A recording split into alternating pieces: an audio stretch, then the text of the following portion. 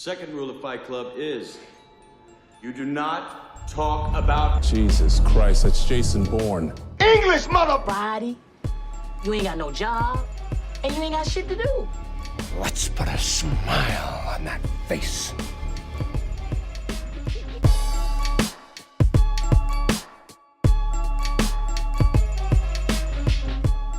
What's up, film family, and welcome to the Film Room Podcast. My name is Dion. My name is Scott.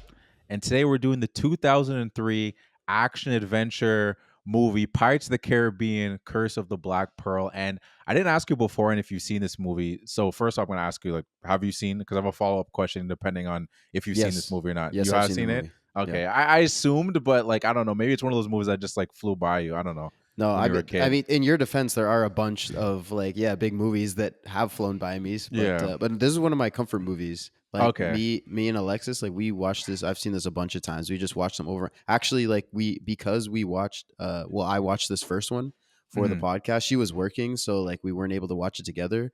But tonight, right after we record this, we're going to watch the second one. Yeah, that's joke. I was actually thinking about watching the second one tonight too.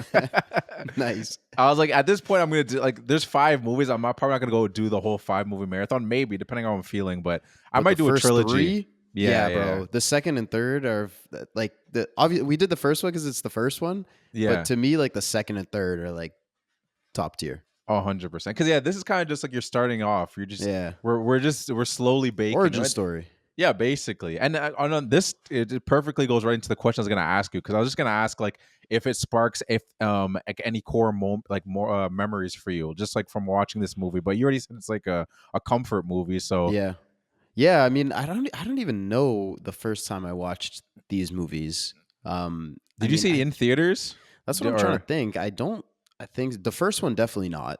Mm-hmm. Or honestly, if I did, I wouldn't even remember. 2003, I would have been like 6. Yeah. So, this one, I don't even know. But the last one I definitely saw in theaters because it came out more recently, and like I had already seen all the other ones. Mm-hmm. But other than that, I don't think I saw any of the other ones in theaters.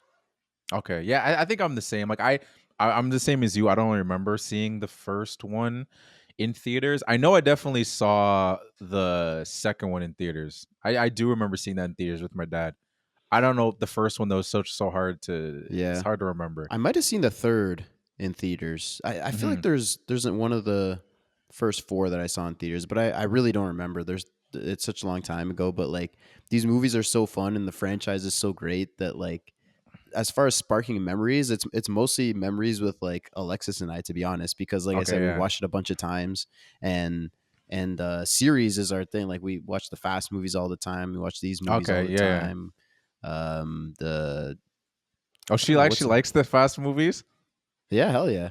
Okay, I don't know. I mean, I don't know. Sometimes I feel like that's such like a macho guy movie. Yeah. So I don't know. I don't know that many girls that likes those movies. So it's interesting. She finds them entertaining. That's a good point. Well, I mean, it's why could you not like that movie, like this movie? I mean, I guess the cars.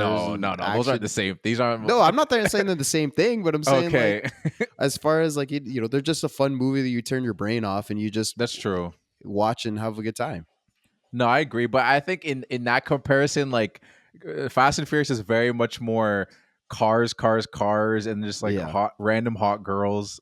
That's true. Kind of thing, and this movie's not. This movie's not really that. It's more like a kiddie adventure, which it's got a little bit of like adult undertone to the movie. Like, it's a little mature for a kids movie in the sense of like how, like, I guess, like real and like scary the pirates actually are. Like, it could have been very cartoony. Like, at the end of the day, it's a Disney movie. You know, they could have went like a less like I don't want to say grim, but like a more like bubbly way they could have done this. Yeah, I know what you're trying to say, and you're right. Like the curse that's on the Black Pearl, the crew, is like a really dark and like negative thing. They're like, I can't die, I can't. I'm barely living. Really, I can't experience this. Like, it's all negative stuff. Where like it could just be like, I don't know what the example would be, but you're right. It could be a much bubblier tone. But I mean, the movie itself is pretty bubbly. Yeah, like Jack Sparrow and like his whole antics. Like that guy's just walking around life doing whatever the hell he wants, and it all just works out for him. No, 100%. But like, what were your like? Since why is this movie a comfort movie for you? Like, what do you have like a specific thing that you like your thoughts, at least on this watch? Is there something that you Yeah. were like when you watched it, you were like, this is why I love this movie? Like, is there a scene or specific? Obviously, we're gonna get into it, but just like as an overall thing of why you Well, like this movie. overall, I think it's the world that they kind of created here, like the fantasy legend, like sailor legend type world that we live in, where Yeah, like there's a curse, right? So it's not sci-fi because there's no science really to it, but it's fiction in the sense that like the curse, and then in the later movies there's different classic sea creatures and classic sea legends from sailor yeah, stories, like mermaids and like all this stuff that like is so fantasy, but also but it just makes it so fun. Like I yeah, feel like there's no stakes. Like people die in this movie, but you don't really see it. It's a yeah. kids movie. It's and like I mentioned before, it's something I could just turn my brain off and just have a good time. Yeah, I agree. And it's like you said, so you said it's not sci-fi, but it's fantasy. Like that's what it Yeah, is. It yeah. falls under that category of just being like this grand like fantasy movie. And it's like it's a adventure movie, you know what I mean? Like Hmm. I look at these movies, I didn't really think about it until obviously like just writing my thoughts for the podcast, but like I feel like Pirates of the Caribbean is like our generation's like Indiana Jones. Cuz I didn't grow up watching Indiana Jones, but like that's like the ultimate like adventure movie for like 80s slash like 90s kids that could have went back. And I feel like this is kind of the same thing because we got 5 movies out of this. There's 5 indie movies now. They just recently made one, but it Yeah, stretched that franchise is just like the stretch of this adventure of this guy. Different characters like Indy versus Jack, not the yeah. same at all, really, but just that premise of like this adventure trilogy that just exploded. And the fantasy aspect too, because like in Indiana Jones, they have the idols, and Yeah, he's burying up not treasure, but like different things that can do different things, and it's has that fantasy aspect to it as well. But I feel like in this one, well, and in Indiana Jones, like when you go with the fantasy route, but it's not like all fantasy. Like there's no magic mm. really in this movie. Like there's not like wizards or something that like do. Yeah, So when they're fighting, it's more realistic. I mean, obviously that's it's not actually realistic, but it's based in realism that hmm, pirates did exist and they did have cannons and guns and swords, and like so that sense is more or less realistic. So it's not like fully like fantasy, like flying shit. yeah, But when you introduce the fact that okay, curses can happen in this world, and yeah, they're in the later movies, but there's creatures and there's all these. There's so much that you can do. Like there's yeah, so much fun stuff that you can go with, and like with classic sailors, legends, and tales. There's so many different characters and different storylines that they can go with, and they explore a lot of them in the later movie. And with this one specifically, I'm talking about just the pirates yeah. in I know, general. which is fine. So Yeah, much, yeah. But because there's so that's it's what I hard. like so much Yeah. about these movies.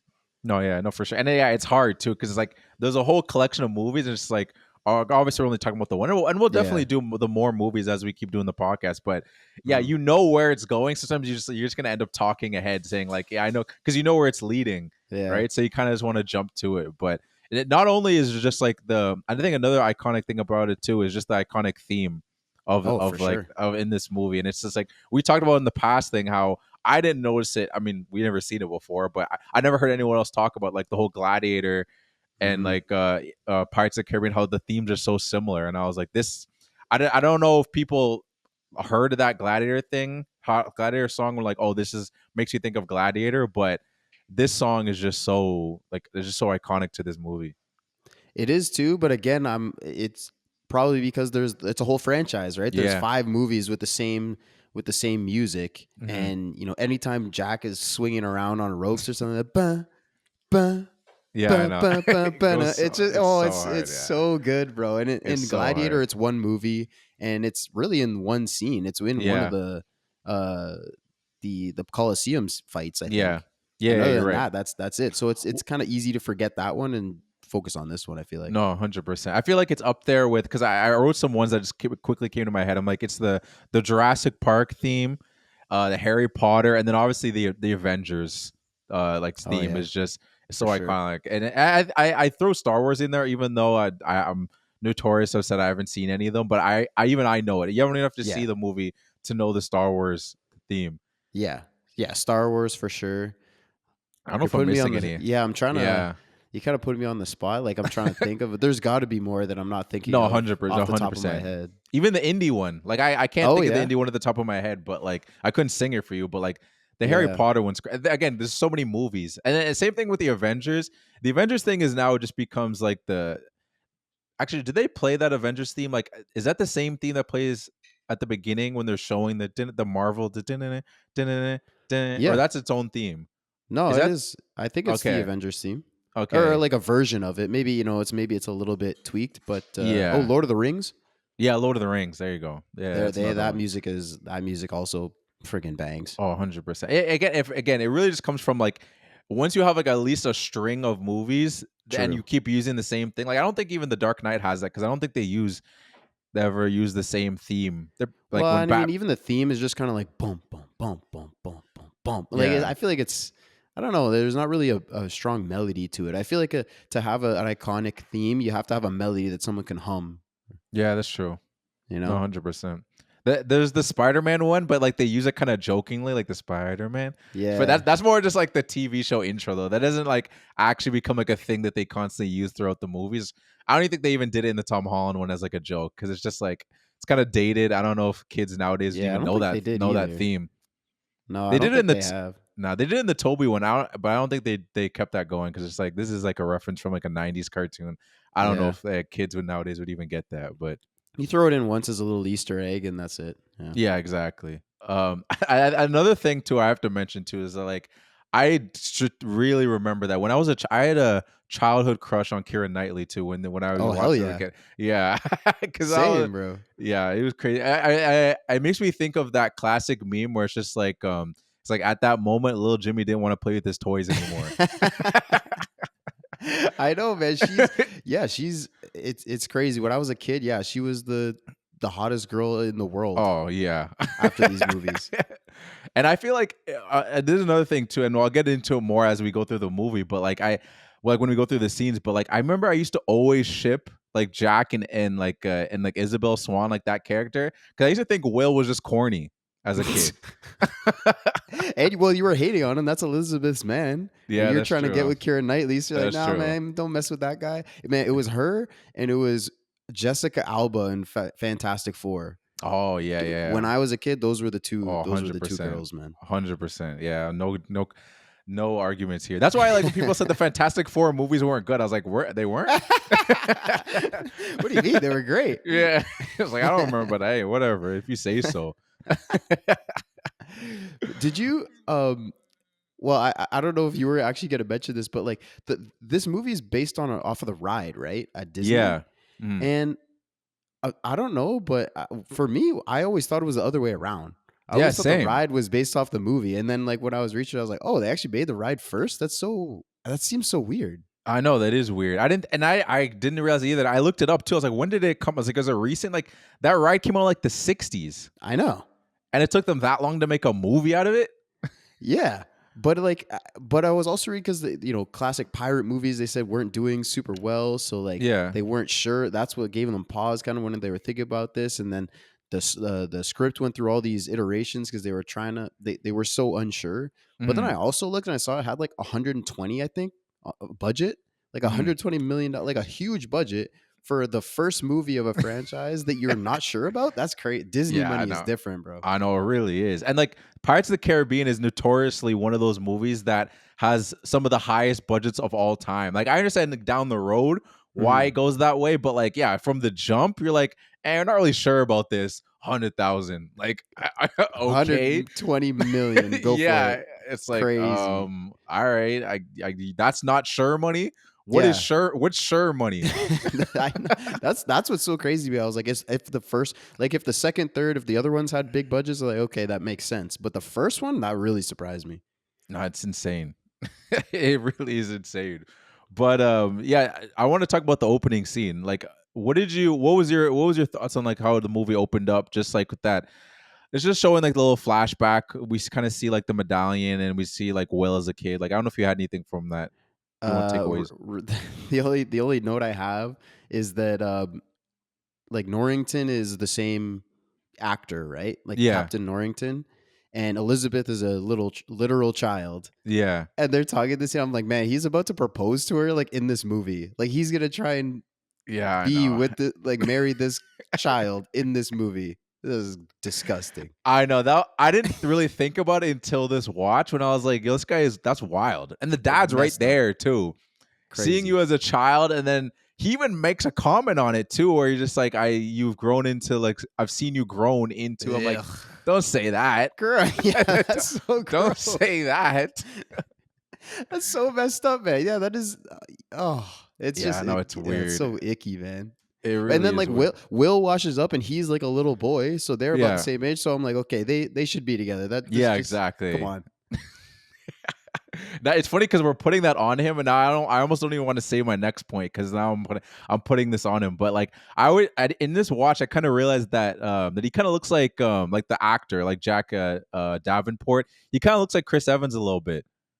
I kind of got Okay, that I like can see that that. like that kind of look, but now I Yeah, don't I want to can put that see on that. Chris Evans now. Out of that he's That doesn't mean that Chris Evans that he's grooming is- people. is Yeah, I with don't know. minors. Yeah, that's not a thing. That is just because he looks like the guy, and it's a part in the movie. I'm not Yeah, saying no, that no, that 100%. actor did either. And you're not saying that, but No, like, I'm definitely not. just no, like no. what I watch, you're totally right. Like all the other times I watch this movie, I just like pass over it, whatever. But now like I'm watching it and I'm looking for stuff, and I just like ew, Yeah, I know it's wild. ew. But I do want to say, Yeah.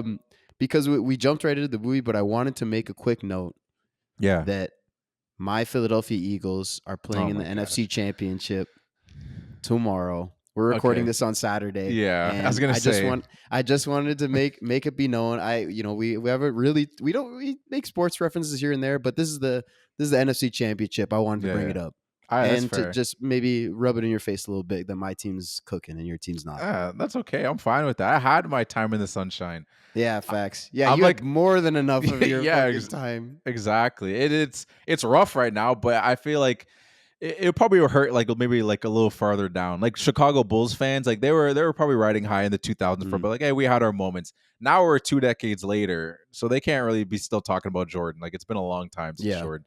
Now that they celebrate a guy that they which I love D Rose. There's no hate with me saying this, but now their claim to fame is a guy that was great, won MVP, and they're gonna retire him versus the last dude won 6 championships for them. So it's a little bit of a Well, I step mean, down. I mean, anybody's a step down from Jordan, though. Like, that's not fair. That's not fair to No, D-Rose, 100%. you know? No, it isn't fair to deal. But I mean, like now they're celebrating guys that didn't even win. So Yeah. it's like that's where they are at this point, which is fine. Well, I'm is an that- Orlando Magic fan, so I can't talk Well, too much. And I mean, we didn't even give context. So your football team's your Yeah, Patriots. the fan. Patriots. So you're talking about Brady, and I mean, who are you gonna celebrate now? Like you said, you're No, still no. going off of It's- that high, but it's not looking good. No, but it's my looking good. team, and hey, by the time this episode drops, I might look like an idiot because I was just gonna say. I was just gonna say you're pretty ballsy for saying this the day before. I'm not saying like we're go to the Super Bowl. That's not what I'm saying. I just wanted to shout out the game, say go Birds. That's I fair. just want to put my fandom out there. And you're right, like they can lose this game. The Commanders are a good team, bro. Okay, you see how he stepped back on that, guys? He was Well, talking big. No. He was saying, No. This is being recorded, bro. You don't gaslight me. I never Okay. said that they were winning the game. I just shouted out the game. That's all. No, but you said my team's not looking good. When this comes out, They're your not. team could be in Cancun, just like my team. Regardless, my team's golfing better on than yours. golfing on the same course. Yeah, whatever. All right. Whatever. Anyway, Jack Sparrow, that yeah. guy. That guy. So, what'd you think of his what's it called? His grand entrance. So, like, that was the first time we're seeing the character as he's making his way onto the port. What was your thoughts on our first appearance of Jack Sparrow? Yeah, I kind of have mixed feelings here. That Okay. his like the very first time we meet him, like when he's the ship is sinking and he just like steps off it onto the dock is smooth as fuck. Oh yeah. And then the guy that says he has to like pay, and then he gives him 3 shillings. Forget the name. Yeah, That was hard as shit. that So was- like this very first interaction, I was like, okay, this guy's fucking dope. Mhm. But overall, his time like in Port Royal, I find it was a little slow. Like I Okay. find we spend a lot of time in Port Royal at the beginning. Like this is a pirate movie. Yeah. Like get me to the ocean, get me to the ships, get me to the fights and the battles and the ridiculousness. Like Mm-hmm. like him and like he saves Elizabeth, and then his escape when he flies through the air on that whatever that thing is, like Yeah. it's just classic Jack Sparrow stuff, like just doing ridiculous stuff and getting away. But like I feel like he could have just started the movie in jail. Yeah. It's funny. As you were saying that, I was gonna ask you, like, do you think he should have started in jail? Yeah, I feel like Yeah. that would work. Yeah, that's true, because then you still could have done the character work, because I feel like this part was very much showing you like, all right, you're seeing this guy, this is who he is. Like he gives his little nod to the pirates thing, so you see he's being a little goofy. Mhm. You see him going down with the ship like all like humbly, and like that's kind of funny. We see him. It's like, okay, this guy, he's bribing, and then he's also stealing the money bag like 2 Right. seconds after. So like, Yeah. okay, he's a crook. But then you see him save Elizabeth, so you're like, okay, he's not completely heartless. Like, I don't know, Yeah. like when you think about like why would he even save her? What is his reason for saving her? Do you think he can get something out of it? I guess for like a reward for saving her. Does he know who No. she is? Like, I don't know. No. So No, he definitely doesn't know who she is. I mean, he just saw her, and you're right, he totally doesn't have to. But I mean, it just works with the theme of the movie is that like pirates aren't bad people. You Yeah. know, like even like the whole when Jack says it to Will when they first get on the boat together, he's like, "Your dad was a pirate and a good man, good man." Mhm. And then Will says it at the end of the movie about Jack, saying, "Yes, he's a pirate and he's a good man." So I think it's starting out that theme that like, yeah, this guy's a pirate. He stole the money from the guy. Like you're right. Like he waved to the pirates. He's a goof, but he's a good dude because he didn't have to save her. yeah, no, that's fair. No, 100%. But if he And- started in jail, man, I think it would just because I feel like you could introduce him. He could be like this mysterious guy in a jail cell, and he has this legend to him, and then he'd have some goofy way of escaping jail, like just the way that he does, you know? Yeah, by luck. You Yeah, most exactly. likely. Yeah, Pretty much, yeah. No, 100%. There's one thing too I gotta also shout out to, just since we're I gotta shout out for the YouTube listeners. Hey. I gotta throw out the St. Lucian flag. I gotta throw out the St. Okay. Lucian flag because that opening scene when he's on the port and he's doing that's St. Lucia. So Oh, I just really? gotta, that's St. Lucia right there. Yeah, like when you see the Okay. guys like hanging and stuff, and then he's coming onto the port. That area right there is St. Lucia. I had to throw the flag up Nice. for the YouTube. I mean, now Gang. the audio. Yeah, exactly, gang. Shout out what's it called? Jalen Alfred, 100-meter gold Who's that? medalist. Oh, women's. right. Yeah. That was sick, actually, in the Olympics, man. In the That was- Olympics, yeah. That was sick, yeah. No, it got me hyped, dude. I was sitting in a sushi restaurant watching it with Kobe. Kobe's St. Lucian too. We were getting lit. We're like, yo, it never That's happened. so sick. Yeah. They've never won a that- medal before, ever. and First they medal fi- and ever. They get a gold and In a tiny 100 ass meter. island. That's so sick. A population like 100,000, maybe like a little. To bit be over. fair, was it Shelly Ann Price? Is that the legendary Jamaican sprinter? Yeah, She backed out. yeah. Hey, So, here's what it yeah. is, Hey, you play what's in front of you. That's all that matters. Yeah, you're right. You're right. That's You're all right. that I'm not one of those guys that like, oh, asterisk on the ring Yeah, or whatever. no. Like, Yeah. all you could do is play who's in front of you. You're right. No, 100%. I will give people shit though, like just like maybe like Golden State fans or Boston fans. I'll always, especially my dad, just a little asterisks. Well, But- why Boston? Golden State, I understand, but what did Boston do? I'll just tell you, saying the East is weak, and all the what guys had to do in the playoffs in the West was very tough. Okay, but you're a LeBron guy. yeah, I know, whatever. That's that's That's so why I'm pick and being choosy. goofy. Get That's outta why here. I'm being Okay, goofy. okay, That's why I'm okay. being goofy with it. All right. But yeah, I get with your point though, what you're saying with just like how they could have introduced him. Like they definitely could have done that. Maybe the prison thing's a little tropey though.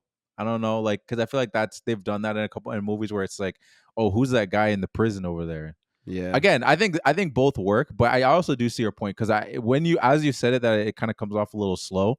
It does like trail a little bit where it's just like, okay, now we get to the action. If you kind of look at the runtime, like, oh, maybe we could have got here a little faster. Yeah, because that's like when they steal the boat, we're like 40 minutes in. I'm like, what? Yeah. How? Yeah, I Like, know. what has happened? What has happened in 40 minutes? Basically, Elizabeth fall in the water and activates the medallion. Yeah. And then, Jack saver. Jack gets arrested, and then we get introduced to Will, and they have a fight, and then they end up together, and they have to say, well, no, I guess there's also the whole Black Pearl, the Yeah, whole like when they invasion. come. Yeah, the invasion. Yeah, Yeah. that's before so I guess there still is quite a bit that happened, but I don't know. I feel like you could have shaved a little bit off. We do get some action though, because like as he's escaping, like then he has the fight like in the blacksmith area with the blacksmith, like I don't know, cabin or whatever, Forge. the I shop. read Yeah, the forge. forge. Yeah. Yeah. With so what'd you think of that though? Did you like that scene? Like I love it. That's the first action that we get. Yeah. And it's so stupid. Like it's like they're on a wagon or whatever, and they're booping each other up Yeah. onto the rafters, and they're fighting up on the top of this forge. It makes no sense, but it fits so perfectly with the movie, the ridiculousness of it all. It's so good. It's so good. Yeah, it's like you said, it's like it's supposed to be this serious fight, but it's like this light thing, and like I think one of the core things that I do remember for this movie is like that when they bounce up and then they're fighting on the wooden beams, like when they get up Yeah. top. Because as soon as like I saw that little seesaw thing, I was like, oh yeah, they're going up. I haven't watched this movie in a while. I think it's at least been like a year or two since I've Okay. seen this movie. So it wasn't like deep, but I specifically remember this fight. I'm like, oh yeah, they go up on the beams and then they start fighting. And I was like, I just always thought that was like it's a cool, like little creative, like choreography just to have that Yeah. kind of fight up there. I just thought it's a cool scene. Yeah, it is a cool scene, and this is what I'm talking about, like like the world that we live in, where it's like this isn't like this doesn't take any fantasy, like this isn't magic or anything, right? It's just exaggerated reality. Oh, Mhm. there's a good term, maybe Oh yeah, exaggerated there you go. reality. There, Yeah, yeah, that's what 100%. it is. So it's Yeah. like this, you have the seesaw thing. So if you bounce on one side, you're gonna shoot up. But Yeah. like the fact that it both works perfectly and they land on the rafters is so silly and Oh ridiculous. yeah. But like it just fits in the world so well. Like this, it's such a good mix that they made of like it's a kids movie, so you have this Mhm. fun stuff, but we're not going all the way there, and we have this curse that's coming and the supernatural stuff. I love the tone and the feel and the world of this movie. Yeah, no, it definitely has a good balance of that because like there's definitely a couple lines in there like that they have like especially when like when there's like fights going on like when the raid happens and like they're fighting each other and that one dude's like holding Will and he's like say goodbye and then the thing falls out and he's like goodbye. It's Goodbye. like that's such like a little kid joke but it's still like it's just like whatever you just like as an adult you Yeah. just shake your head like that's just so corny but hey, I know whatever. it's amazing though. Like Yeah. you're in the middle of a war basically, Yeah. where like the guy's about to kill him, and he Yeah. just comes off with this corny joke, and then. But I also noticed in this watch when there is that fight, there's the guy that Will throws his axe into a guy's back Yeah. and like kills him, right? And Mhm. then he sees him later in the fight, and he gives him a look like, what the fuck? I thought I killed you. Oh, I And didn't I even never notice noticed that. I never noticed it in any of the other watches, but it's the same little short guy. It's the little Uh-huh. short guy that gets blown up in the end of the movie when he puts the bomb Oh, in yeah, his. yeah. It's that dude. Yeah. Even And then that when he and gets I was blown like, up, when yeah. he's like, "No fair." Is that what he said? Something like that. I'm like, Dog, you're about to die. And you But have a little did he die? How does that work? Well, yeah, I guess Well, yeah, because we didn't see them afterwards. Yeah, I guess I mean we're just talking about it briefly. Yeah, it We'll get doesn't back matter. to we'll get back to that scene later, but Yeah, yeah, do they die? I don't know, because we don't see them ever again. yeah. I don't think so. But they have the curse. Yeah, they still have the curse that point. So how does the curse work with that? That's like the whole like immortal thing. It's like, okay, this guy can't die, but what if I explode? Yeah. I explode him and then there's no parts of him left. Does he just like slowly come back to like Majin Buu and just like Well, I guess like because you do see I can't remember at what point, but someone gets their arm cut off, yeah. and the arm like starts crawling, Yeah. right? So I guess like all the pieces of his body would like crawl back together. I guess so. That's kind of weird. It is. It They is. never kinda show weird. it. No, they do never. They never show it. But there's another thing too. Like I had to look it up. There's always like these little things now when I watch a movie. Like you kind of hear someone say like a throwaway line. Maybe you don't know what it means. Just let it go. But like I'm like, we're doing a movie podcast. Like what the heck does that mean? Because like when they're fighting like Jack and Will, and he's saying like, oh, I can tell you like Elizabeth, whatever. And he's like, wait, you're not a eunuch, are you? And then I was like, what the hell is a eunuch? Like, did you know what that was? I mean, I know kind of contextually that it's some like monk or something, but I don't actually know. Like at first I thought he was saying something wild. Like it's like I thought he was like, oh, you're not like a bati boy or something. Like I didn't know if it was like. And I was like, they put this in a kids movie. I was like, what does this mean? But apparently, it's just like it's a man who's been castrated because historically, like when they serve in a role of like they're guarding like a woman or something, they castrate them. So then it's like, okay, there's no temptation. So this guy, because he's thinking like, Oh. oh, are you someone that looks over her, like looks after her, but you have like no junk? No balls. Yeah, no balls, basically. So I was like, oh, that's what he was asking him. I was like, are you Damn. one of those guys? Yeah. I was like, damn. He didn't I did say not, no yeah, I did though. not know that. I don't know. He didn't say immediately say no. I got my stuff downstairs, bro. No, I'm good. Yeah, yeah, I'm good over here. I just got no game. That's all it is. yeah. That's well. I mean, she's just like she's the governor's daughter. Yeah, What no, am I it's supposed true. to do? No, I'm a 100%. lowly blacksmith. Exactly. But exactly. isn't that just the stereotype of the perfect like love story, like Oh, classic, like 100%. the Pride and Prejudice type, like the upper echelon woman in the or Titanic, same thing, Oh and yeah. the broke boy, but it just works every time. No, it works every single time. There is some funny thing too. Like now, like we're talking about the raid. Is there anything else you want to say about the raid too before like I get to like the ship part when they I just actually want, have her? yeah, I just wanted to shout out a shot actually when Okay, yeah. when Elizabeth is hiding from those two guys in the Mhm. house behind this trap door or whatever, and we see a shot like just through the crack, and he's Yeah. like "Hello, puppet," and like you just see Yeah. his eye, and it kind of turns. It's a dope shot. No, that is a sick shot. No, it's definitely worth mentioning. I thought that whole sequence of her like running away and stuff like that. Again, there's more played for comedy when she goes to grab like the sword and it's stuck on it too, and she's like, I'm like, okay, here we go. That got me this because they sit with it for a minute. Right, Yeah. like she pulls it off and like the music, and then the music stops, and she Yeah. sits there like trying to pull it out for a couple of seconds. It's perfect. Which I wonder if she was trained. Is she one of those like like they have the princess trained just in case you have to get into battle kind of thing? I doubt it. I doubt it, and we she don't went really for- see her fight in the movie. That's true. I think she does in the later ones though. I think yeah. eventually she learns how to Oh, fight, for sure. but no, yeah, in this one I don't think she. Yeah, we see her get like physical, but yeah, it doesn't look like she knows her way around with a sword at all in this movie. We see her at the toward the end when she when they're in that cave. And Yeah. she comes back and she hits someone with like an oar or a big like some That's- massive stick or whatever. Yeah, and then that's she gives that corny ass bar. She's like, what does she say? She's like, oh, you like pain? Try wearing a corset. Oh yeah. All right, come on. Yeah, that's the exact physicality that I was referring to. I'm like, Okay, that yeah. little cute line. Yeah. I also thought it was funny. Like the thing too, I thought it was funny is when she's on the ship with Barbosa and she has the medallion and all that stuff, and Barbosa says that he's like, he mentions how like, oh, the code is not really a code; it's like more of like a guideline. But then he also says that like it only applies to pirates. So I was like, you could have just stopped there. Like you already said it only applies to pirates, so why even mention that like, hey, it's kind of a guideline? Well, I was like, just Yeah. say that, hey, it only applies to pirates. True. Yeah, And you're right. He could have. And it's kind of funny that they have like this code, like in general, like, oh, she said parlay, so I can't like kill her. But then they also just do nonsense all the time. And then there's like, oh, well, the code. I'm like, why do you guys even have a code? They're guidelines, Dion. That's Yeah. why he has to say the guidelines line, so that they're like, so that people like us be like, hey, that's against the code. Be like, guidelines. Yeah, I Guidelines. guess. And like, there's multiple times when like someone tries to make a deal with Barbosa, whether it be Will or Elizabeth, and it's just like, hey, you weren't specific, so it's just like you didn't say exactly where I had to leave you. It's just like, why do you even follow these guidelines? Just you clearly don't want to do whatever you're doing anyway. Just like do whatever you want to do. He's like, hey, don't impugn me honor, boy. I got you on semantics, all right? It works. No, it really does work. There is another thing, like you were talking about really cool shots. Like when we move ahead and we get Will breaking Jack out of prison, and like they kind of form their alliance. There's that one shot too I thought was really cool. It's like when they're underwater and like they have the boat, which I don't know, is that even possible? Like I don't know. You know what's crazy about that? Like in theory, I feel like yes.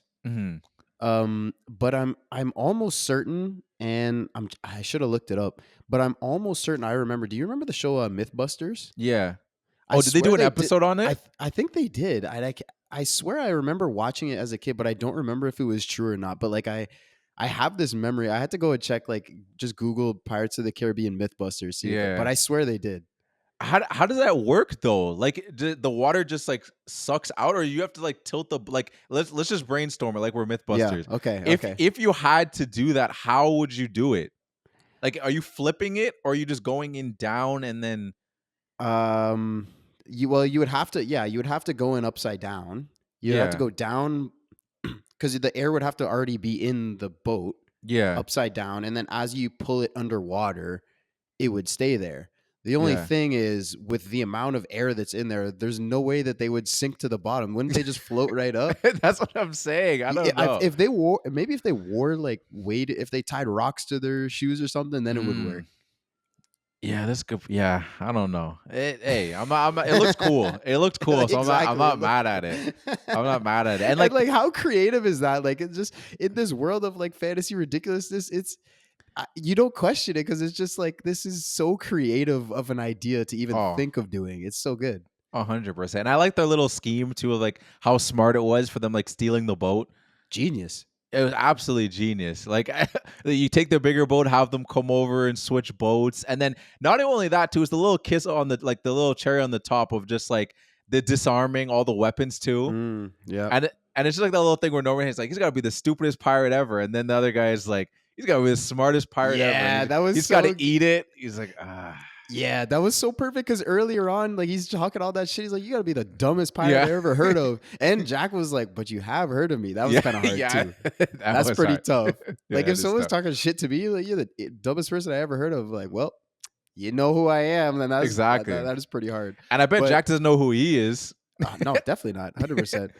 But like, yeah, you're right. It totally works. So it works when we get the payoff later when he says that's the smartest. And the plan is so good. The plan is genius. Like when Will comes, he's like, "Oh, we're gonna steal that ship." He's like, "No, we're gonna steal that ship." And then when they get on the ship, we're like, "Where is he going with this?" But it also works so well because these are boats, right? So they take a while to get going. So as he's slowly pulling away, and they know that the Interceptor is faster than the Dauntless, I think the big one's called. Yeah. So as they're starting to go away, they're still like within talking distance. They're still within earshot, but they still know their beat. You know what I mean? They're like, you're so close, but I can't catch you. And he's talking shit. He's like, thanks for getting it all set up for us. Like, oh man, what a piece of shit. I'd be furious. Oh, it's so great. Apparently, like I didn't know this until the watch, like, because sometimes you think there's like a mix of like the miniatures and all that stuff, but like the Interceptor was actually a real boat. Like I don't know if you saw that. It was called like the Lady Washington or whatever. They built them, but they mostly stayed in port, I think, for most of the shots, eh? Yeah. For the most part. But I thought that was crazy. They created like a whole like pool just for the miniatures too. And like I looked it up because they said it was like 70 by 100 like foot pool, and I was trying to figure out like what's the like this, like, what is the comparison you can compare that to. They said it's like a little bit bigger than like an NBA court, just still pretty big to consider them building that. It's like 40 inches deep and everything. Like I thought that was pretty cool that they went when obviously it's just to save money. That's usually why you create miniatures and stuff like that. But just seeing that attention to detail. Yeah, I know exactly. They have the money. I wonder how much went into that just alone. Building sets, yeah, probably a lot. Oh yeah, especially the cave. The cave, because they built that whole thing, and then they painted a whole bunch of rocks like for gold, and the sets are actually really sweet. They're really good in this movie. They look great. No, they really do. The one thing that came to my mind too, like when I was seeing like all the like the islands that they went at, they're like majority of the movie was shot like in Saint Vincent. We went like for people that are listening. Me and Scott went on a cruise back when we were in high school. Was Saint Vincent one of the islands or no? I know we went to Saint Thomas. Yeah, I was trying to think back. I want to say no. That doesn't sound super familiar. Nah, it does. I remember Saint Thomas. I remember Saint Lucia. But Barbados, yeah, that's where we got sunburnt. Oh, we got cooked. Yeah, we got fell cooked. asleep on the beach. Don't do that. Yeah, rookie mistake. Mistake. No sunscreen either. We were young and thought we were invincible, dude. That was Hey, we're black. We don't get sunburnt.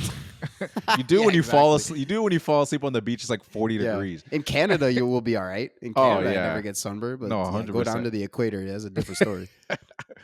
But yeah, no, I thought that was I thought that was a really cool scene, just seeing how they switched up on everything, and I like that cool like little escape.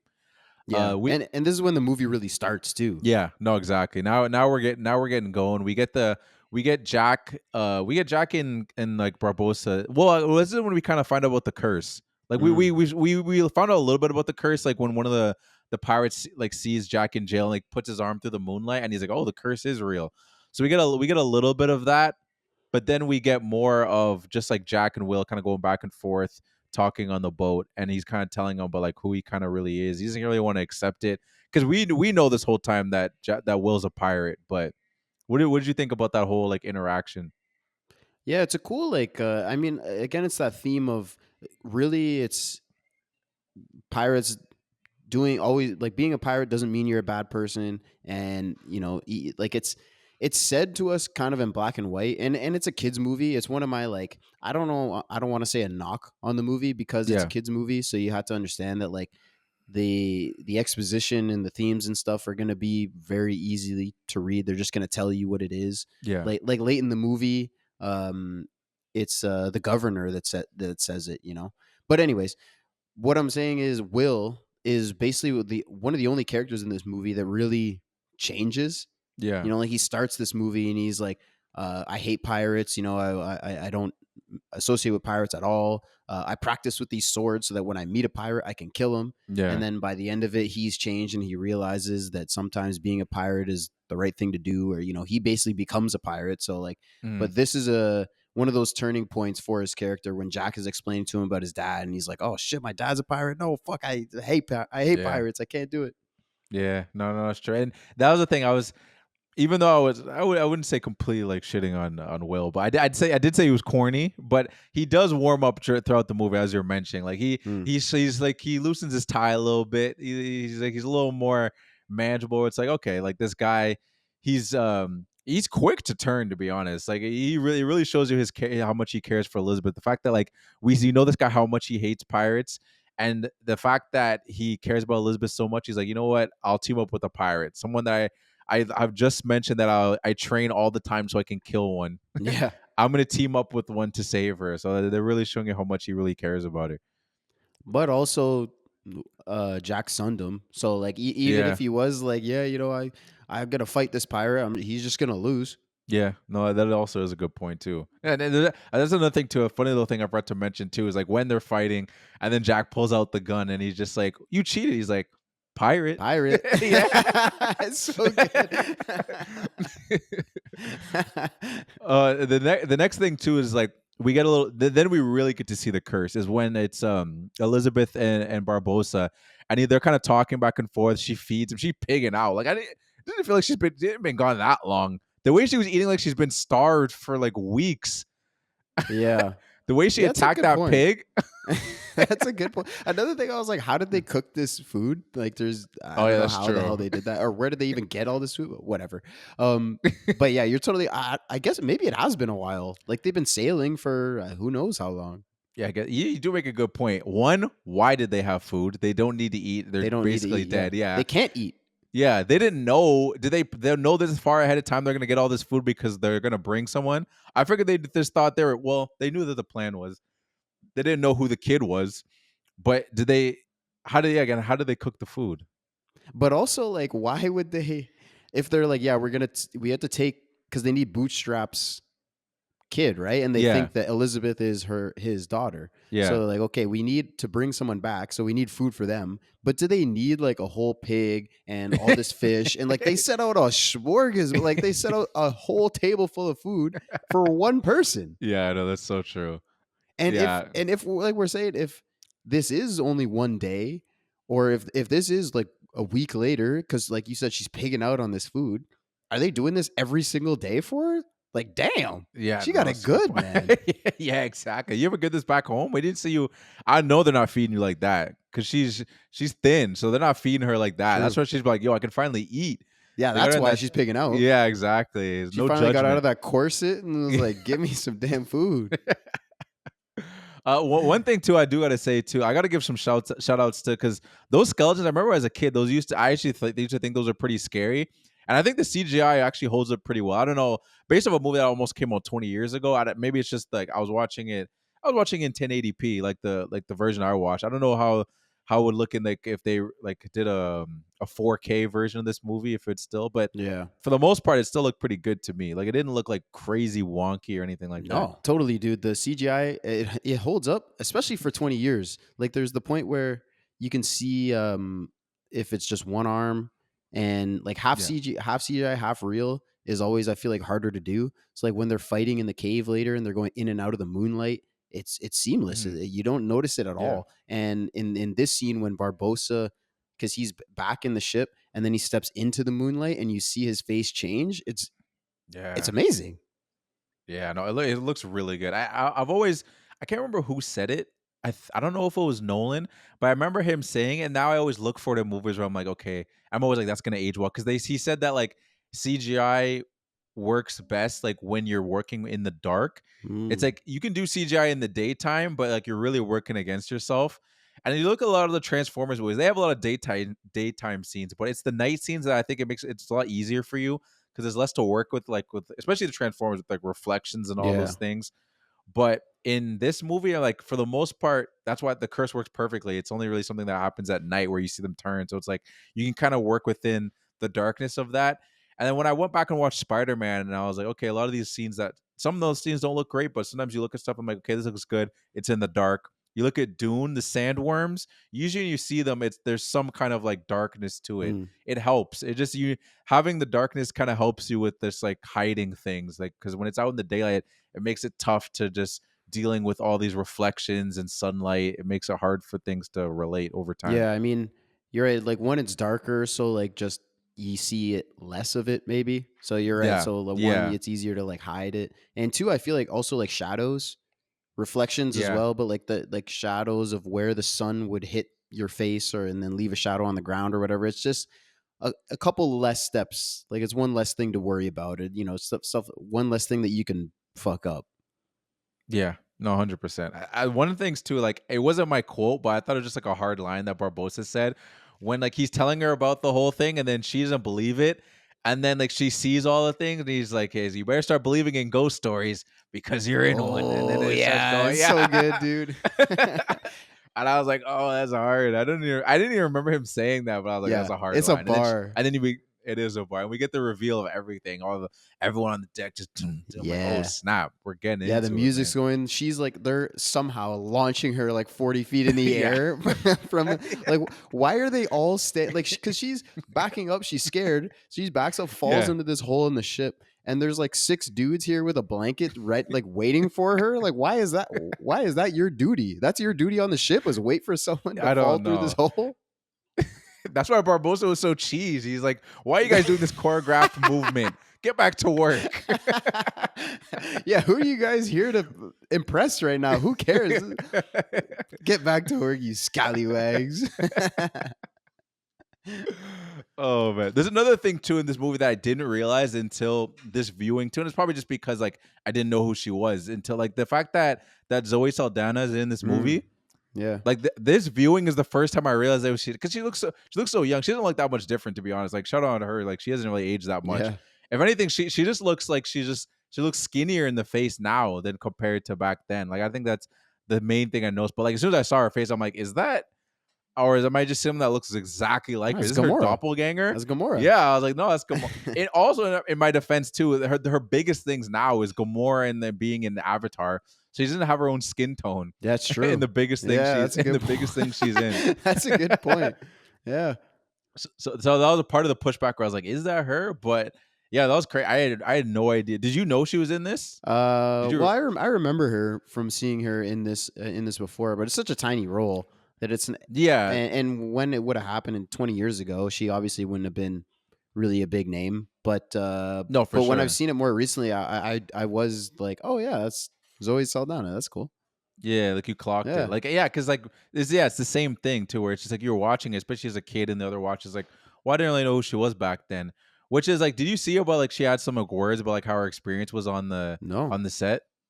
She was talking about how like she didn't have the best experience on set, saying like the management wasn't the greatest. Because she was talking about how like this is the first kind of like big like blockbuster movie she did. So like the pacing, the moving around, going from different like location, the sets to set. She talked about it was like overwhelming, and she felt like the locations weren't agreeable, which is where her words exactly. Which I feel like she means that maybe like if you were an extra, or you had like a smaller role, like they didn't care so much if you just got like thrown cold water got thrown on you and no one was giving you a towel and stuff like that, which I don't think anyone should be treated like shit, like just because you're an extra or whatever it is. But she wasn't really, when you think about the context of it, like you said, like it was kind of we have Johnny Depp and Yeah. all these other people on the cast. So like you're not going to be getting the spoon, like the golden spoon, like the Silver silver spoon. spoon Yeah. treatment. Yeah. Yeah, you're right. We got So Johnny Depp, Keira Knightley, Orlando Bloom, and yeah. I mean, at the end of the day, you're in the Caribbean. Is getting cold water splashed on you the worst thing in the world?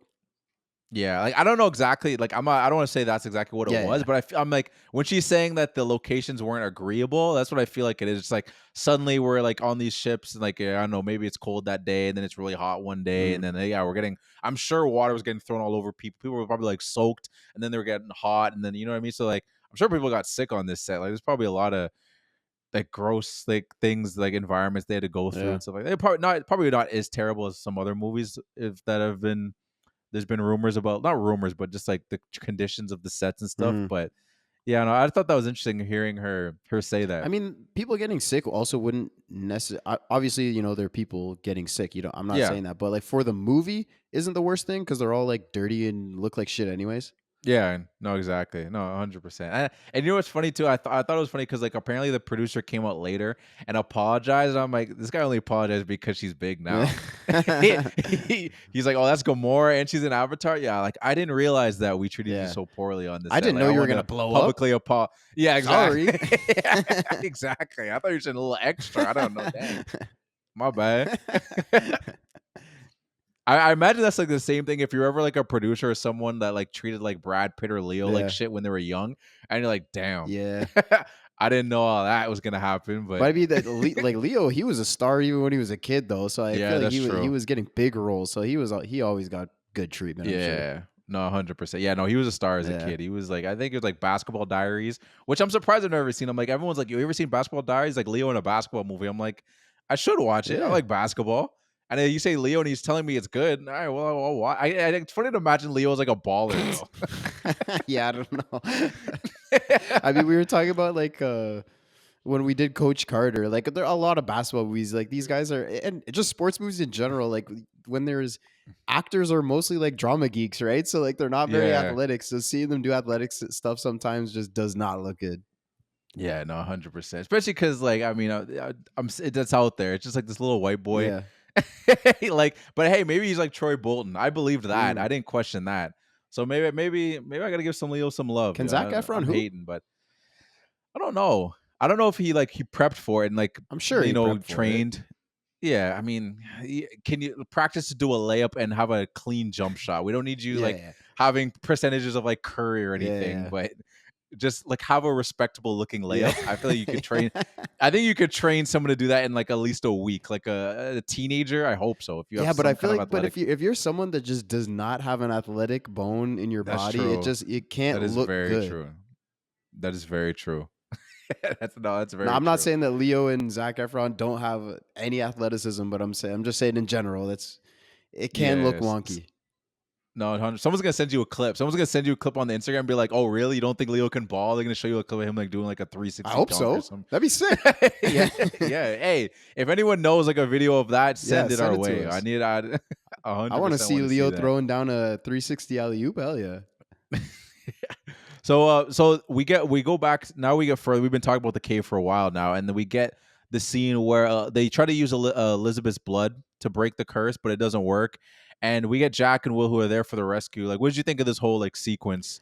It's fucking hilarious that the way they test to see if the curse is gone is by shooting that guy. Oh yeah, I know. Like, did it work? Barbosa just shoots him in the chest, and then they're for a quick second they're like, "Oh man, it didn't work." And then he realizes he's like, "Wait, that would have killed me. What the fuck?" Yeah.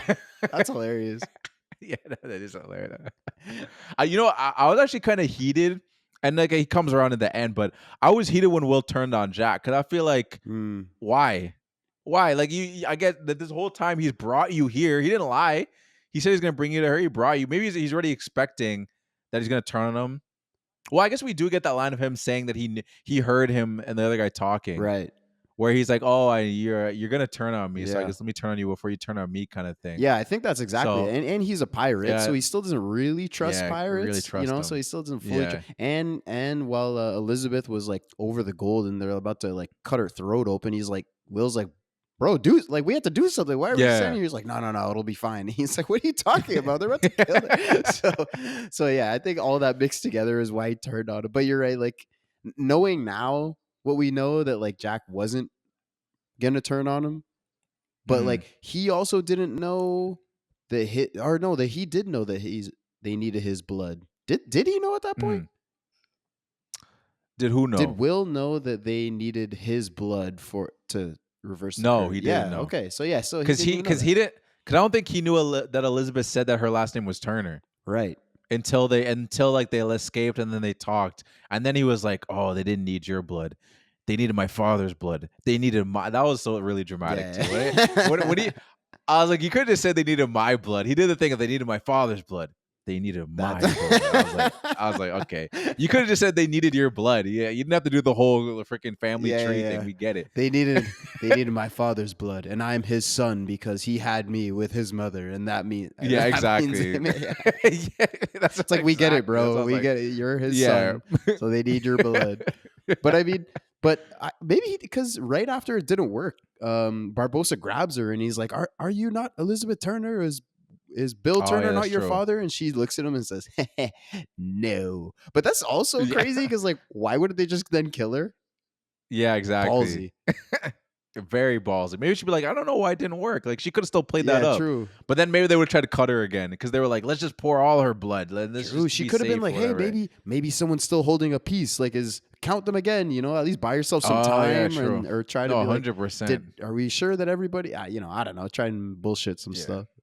She was pretty ballsy with those pirates, and I don't understand why. She's just like ballsy, even when she had the medallion and she threatened to throw it in the water, I'm like, you throw it in the water though, then they're just gonna go get it.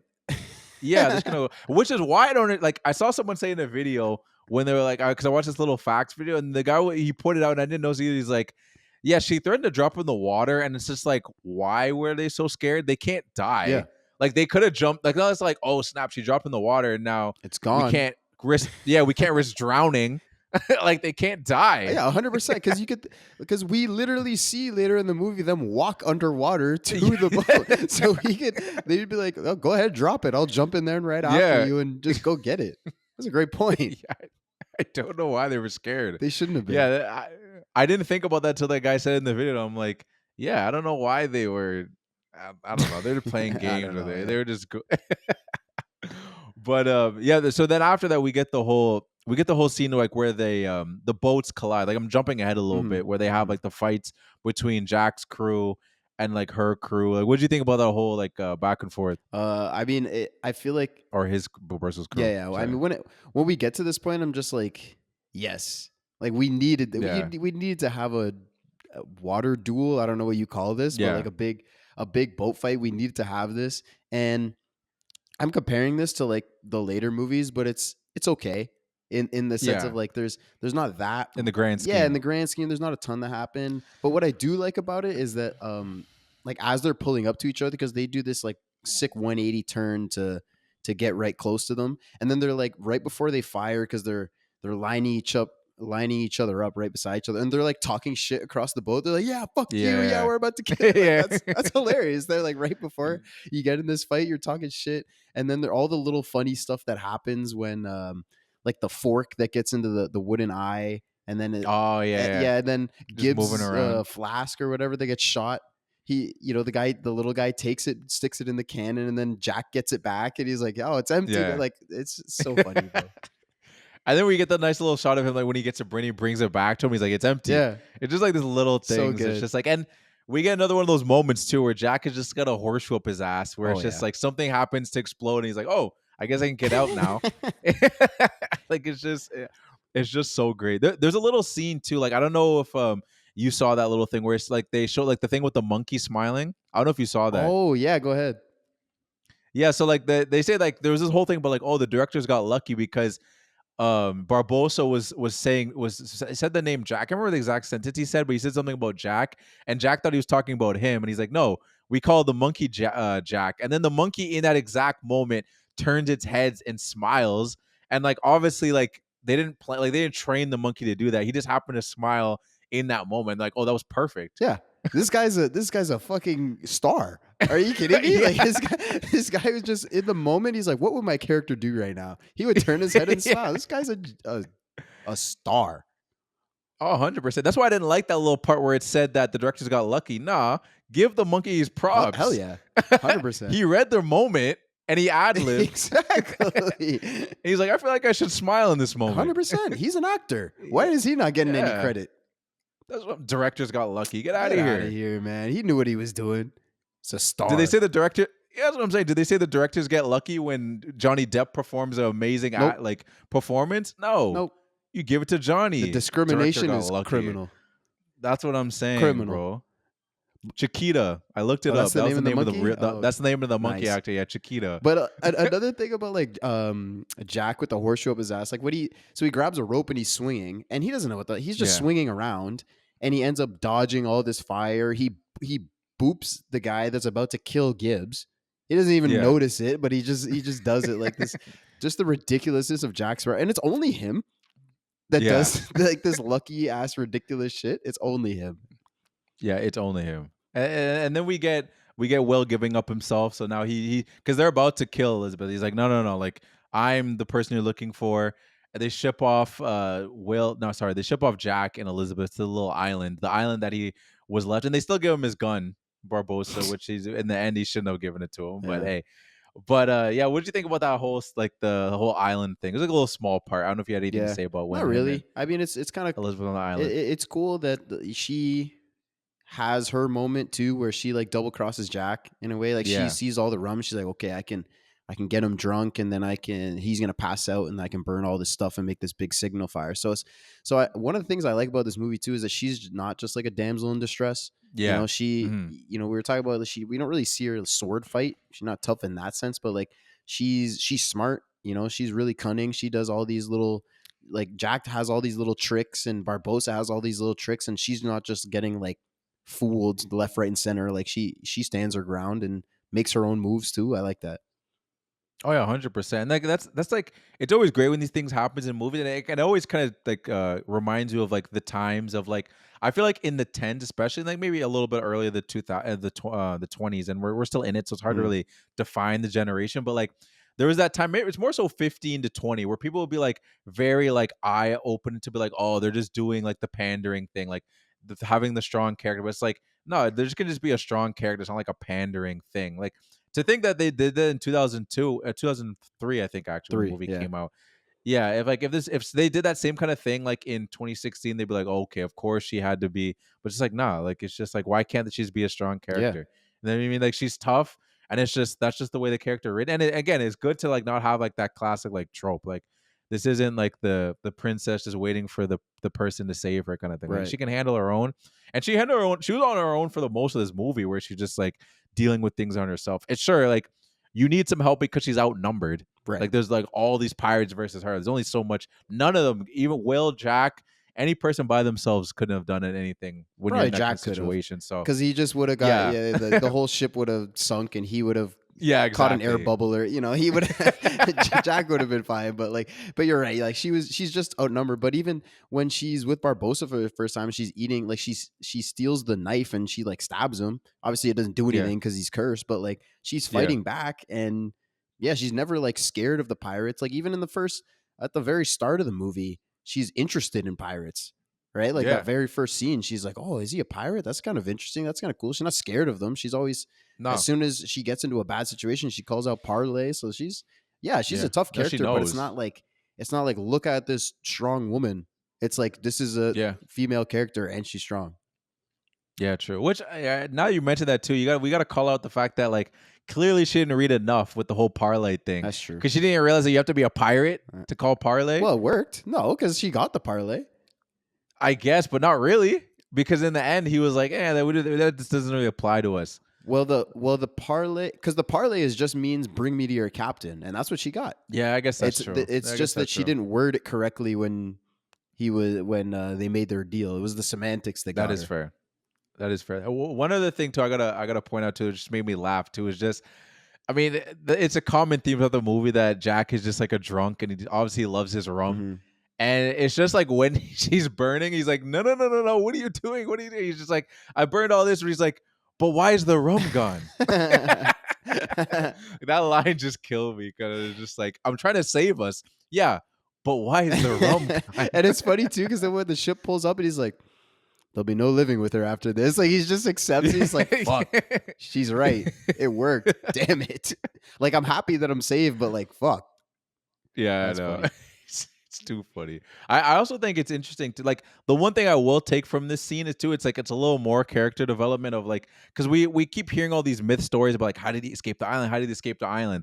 So that they had to throw that in there just so you could be like, yeah, he escaped the island not because he's some kind of like mastery Yeah. of Just escape or lucky. anything. It's just like he's just lucky, and you're gonna keep seeing this luck as Yeah. the we already seen a lot of it, but like this is just another instance of like this guy's lucky as hell. But I actually I love this as his character. Like Jack Sparrow is such a great character, like an iconic Yeah. character from this movie. He's the iconic character from this movie. But like that part of his character is so good that like we're in a kids movie. Like, is it realistic that he would just have all this lucky shit happen to him over and over and over? Of course not. But like it's so fun, and the movie's tone is just so fun and loose and ridiculous, and him getting saved in all these ridiculous ways and just making shit up as he goes, and everything always works out for him because like he makes these schemes and these plans. Like when he goes to double cross the pirates, he's like, okay, ride out on the boats, and then Barbossa's like, no, go out underwater. And then he's like, oh shit, that's not what he planned, but it still works out for Yeah. him. Everything always just works out for this guy. And it's such a great, it's almost, it's not a character trait like luck, but it is in this sense. It's so perfect. No, I 100% agree. And it's just like it's so enjoyable to watch too because it's just like, okay, how is he gonna get out of it this time? Like you're just like, what's gonna happen? Like what's gonna fall out of this sky? Yeah. And just like help him in this moment. No, it's great. And now I kind of want to just like because now we're basically at the end of the movie, so just like to the whole climax of the movie. So like they go their whole plan to come back because now they're taking Will to the cave to sacrifice his blood because now they realize that. So Jack's coming back with the whole like British Navy and Elizabeth and all them stuff. So like they're all they have their whole plan on how they want to do that. We get the battle between him and Barbossa, the ship fight. What was your thoughts? Like your couple of your final thoughts just on how this movie ended? Well, my first point is it's not my lazy award, but it's because it's not lazy, but it's kind of wild that Elizabeth and Jack get saved on the island, right? So and they're with Norrington and the governor. And they're like, all right, let's go home. Like, you're safe. And they're like, no, we have to go save Will. And they don't want to do it. So she's like, please, let's go save him as a wedding gift. So Norrington's like, oh, you're going to accept my proposal? You know, this is a wedding gift. But as a wedding gift, go save the man that I actually love? Yeah. Like, well, huh? How is that like, if this girl's like, yeah, as a wedding gift, go get that guy that's going to steal me from you. I'd be like, no. Why would I want to do that? Yeah, no. What Maybe is he he's just being doing? he's just being optimistic. He's like, I already got her. She's like, I won't hear the end of it if I don't. Yeah, it's like, remember already that time the you old- didn't save Will? They're not even married yet. She just accepted the proposal, and he's already like, the old ball and chain always getting me Yeah. to run these errands, save these goons. Ah, man. The old battle axe. The old battle axe. Women, am I right? Yeah, he's already like, like he was already turning over. Like I'm never gonna get the end of this if I don't. I guess I gotta do it. Happy wife, happy life. Am I right? I guess I gotta go. No, that's a good point though. Yeah, like he folds so quick to like, yeah, I guess we'll go help him out. But this scene, it's really good. I mean, Jack's plan to double cross the Navy, like he comes up with these plans instantly. Like if you think early in the movie when he's like, "Oh, your name is Will Turner? Is your dad Bill Turner?" Yeah, and then he's like, "Okay, yeah, then we'll go." And then he already has this plan that he's like, "Okay, I can use you as leverage, proper leverage." Yeah. But like he comes up with these plans so quick, and it's so good that like when we get into the cave, and then we kind of see what his plan is because he steals a piece of the gold, and then Will notices it, so he starts playing along. Like it works so well in this scene that it's like a reveal to the audience, but we still don't get the whole plan. Like that because he told the Navy one thing, but he's doing something different. And this guy's so you can't trust him, but he even says himself, he's like, I'm an untrustworthy person. You can always trust me to not be trustworthy.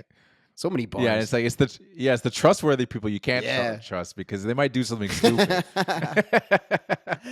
Which kind of is on point with what goes on in the movie. It is true. Like you can always expect him to turn on somebody or do something. He never incorporates, like, you could be on the same side as him and he might still be on your side, but he's not going to tell you the real plan No. because he thinks you're going to mess it up. So he's just like, I'm going to do my thing. I think I know what you're going to do, and maybe I don't. That's why I'm just going to keep this real plan to the chest, and it usually ends up working out for him. It worked out in this case. Oh, that's it for always sure. works out for him.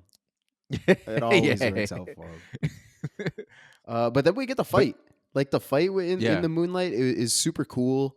You see them going back and forth between the zombies, I want to say, and like Yeah. being real. And then when Jack flips for the first time, because like Mhm. when he steals the gold, we see it, so we Yeah. understand. We're like, okay, he's going to be cursed now. But I guess if this is your Mhm. first watch, you might not really catch that or know that that's what he's Yeah. doing. So like when there's the reveal that he got cursed and now he's immortal as well, it's supposed to be like, oh shit. And Barbosa thinks that. He's like, Yeah. oh shit. And then he like starts twirling the coin between his fingers. Yeah. That looks sick. That did look sick. That did look sick. Yeah, I think it's one of those. It's definitely one of those things too, where it's just like you said, maybe first watch, you're thinking like, is he just stealing gold? Yeah. Are we just catching him do it, just being like a pirate, just stealing gold? And then it's also one of those things too, because it's kind of quick. Like, maybe if you, I mean, now the movies has been out in theaters. I don't know why you'd be looking away, especially back in 2003. It's not like we were looking at phones and stuff like that. But like, if you missed that, then it's like maybe it actually just surprised you when you see. Was like, wait, what? How is he? And then there's that cool little reveal. It's like that little second thing, like, oh, I got this coin, by the way. Yeah. That's why I'm. Well, that's why. But it is, even though we know it's coming because we know he has the coin, it's still a cool reveal when you actually see it. Yeah. Yeah. And it totally works that like Barbosa's like, oh shit. Now, Yeah. and then it's funny because they keep fighting. And then Barbosa even mentions, he's like, what are we doing? Like, Yeah. why are we doing this? 100%. It's like when Wolverine and Yeah. Deadpool were fighting. Why are you doing It's this? like what are we doing here? We're just gonna fight till the end of time, like until Judgment Day. He said. Yeah, exactly. But what you mentioned it earlier too, and I want to bring it up too because it's in this time. That scene when they're walking underwater was so hard. Yeah. That looks so. It's just like the slow music and just. I was like, that looks so hard. Yeah. It looks sick as hell. And then they climb up on the ship and they're washing everybody. And it's even a cool setup when he's making the deal with Barbosa, right? He's like, okay, no. I'm telling you the Navy is out there. So he's double crossing the Navy now. And then Yeah. he says, let your men ride out, do what they do best. That was pretty Yeah. hard to say, do Yeah. what they do best. But also like that they sent the two guys out like dressed up as women on the boat. Why? Yeah, why? Yeah, you really can't die. Why do you have like these little distractions? There's no reason to do that. There's no reason. Just go with the rest of the guys. Yeah. Like you're going, Wow. your whole crew is going to this ship, immortal, about to steal their boat. Why do you need to distract them? They're waiting for you to come out. All they're gonna do is just keep sitting there. I don't know. I was thinking the exact same thing too. And again, this is not my Ferris, and it's not us hating. It's just like a funny thing to ask. We're just like, why? Why besides else like it's just a movie thing that they did? Yeah, I think it's Just more to be- like, okay, this is a kid's thing. How can we throw some funny thing? Okay, put these jackasses dressed like ladies and have them crack these jokes, and then they get pissed off, start fighting each other, and they're like, oh, they're actually zombies. Like what did they think that they were? Yeah, I Who don't do they know. think that was? I don't know. It's like, oh, how did these ladies get in? We should make sure we help them out. Yeah, Make sure they get out of that's- here. It's no. just like, yeah, there's no reason for it, but just otherwise, besides being like a goofy little kids thing. But I do have a question for you though, because yeah, I feel like the end of this movie, like I said, this movie it's good, but I like the second and third more. I feel like the story's a little bit better. There's a little more to it, but like we said, it's an origin story. So like the climax and like the big thing of this movie is that, you know, the big plot point is that they're cursed and they're trying to get rid of this curse. They're trying to lift this curse. yeah. So when it finally gets lifted, does it hit for you? Like, did it hit for you? Like, is it a big climactic thing, or like because for me, I'm like, doesn't it really hit that hard? Like they're throughout the whole movie, they're just kind of telling us how shitty this curse is. Like Barbossa's like, I can't eat, I can't drink, I can't be with a woman. You know, I can't feel anything. But like we never really see any negative things because they use it as like a superpower. Like they Yeah, get in no, these it's fights true. and they can't die, and they're always laughing Mhm. it off, like when they're breaking bones and stuff. Like it's just kind of a funny thing. So like I don't know. I Yeah. didn't really get the sense that like didn't make me feel like the curse was that big a deal. Well, I think as the movie goes on, and like I didn't really remember this that much as like from previous watches, but obviously you watch from a different eye. Him talking about how like they can't feel anything. So like those kind of things stuck with me where he's saying, yeah, I can't feel anything. Like they don't feel warmth. Hmm. They don't really like he's drinking, but it's just like it doesn't really do anything. I don't think they can get drunk. And like they have all this food, but like they can't eat, they don't really need to eat it. They can't eat it. So I think that there just becomes a thing where it's just like he's getting there's a moment, I can't remember exactly when it is, but he's just like he shows this exhaustion of just like I just want to feel something. Like I don't even feel anything. They even mentioned that like we when we first stole the stuff, like we were doing all this stuff, we were eating lavish, we were getting all these women and stuff like that. But it's just like, but then like nothing was actually fulfilling us because like we never actually like felt anything. Like I sooner or later it just became like everything was just empty. Hmm. So I think they've just gone to this point where they're just like we can use this as a superpower mostly because we can't get out of it, so we got to do something with it. But I think that and I think there's a cool little like symbolism too, because like there's the whole apple. That apple Hmm. gets shown so many times, and then when the moment actually happens, when he gets shot, and he's like, "Wow, like I actually like felt that." It was like he was like he liked the feeling, but he was also like, "Damn, like finally get it." But this is the thing I feel like I Yeah. feel the warmth of my blood and the bullet, and you see him drop the apple that he was saving the whole time, because he's like, "I'm gonna eat this apple once."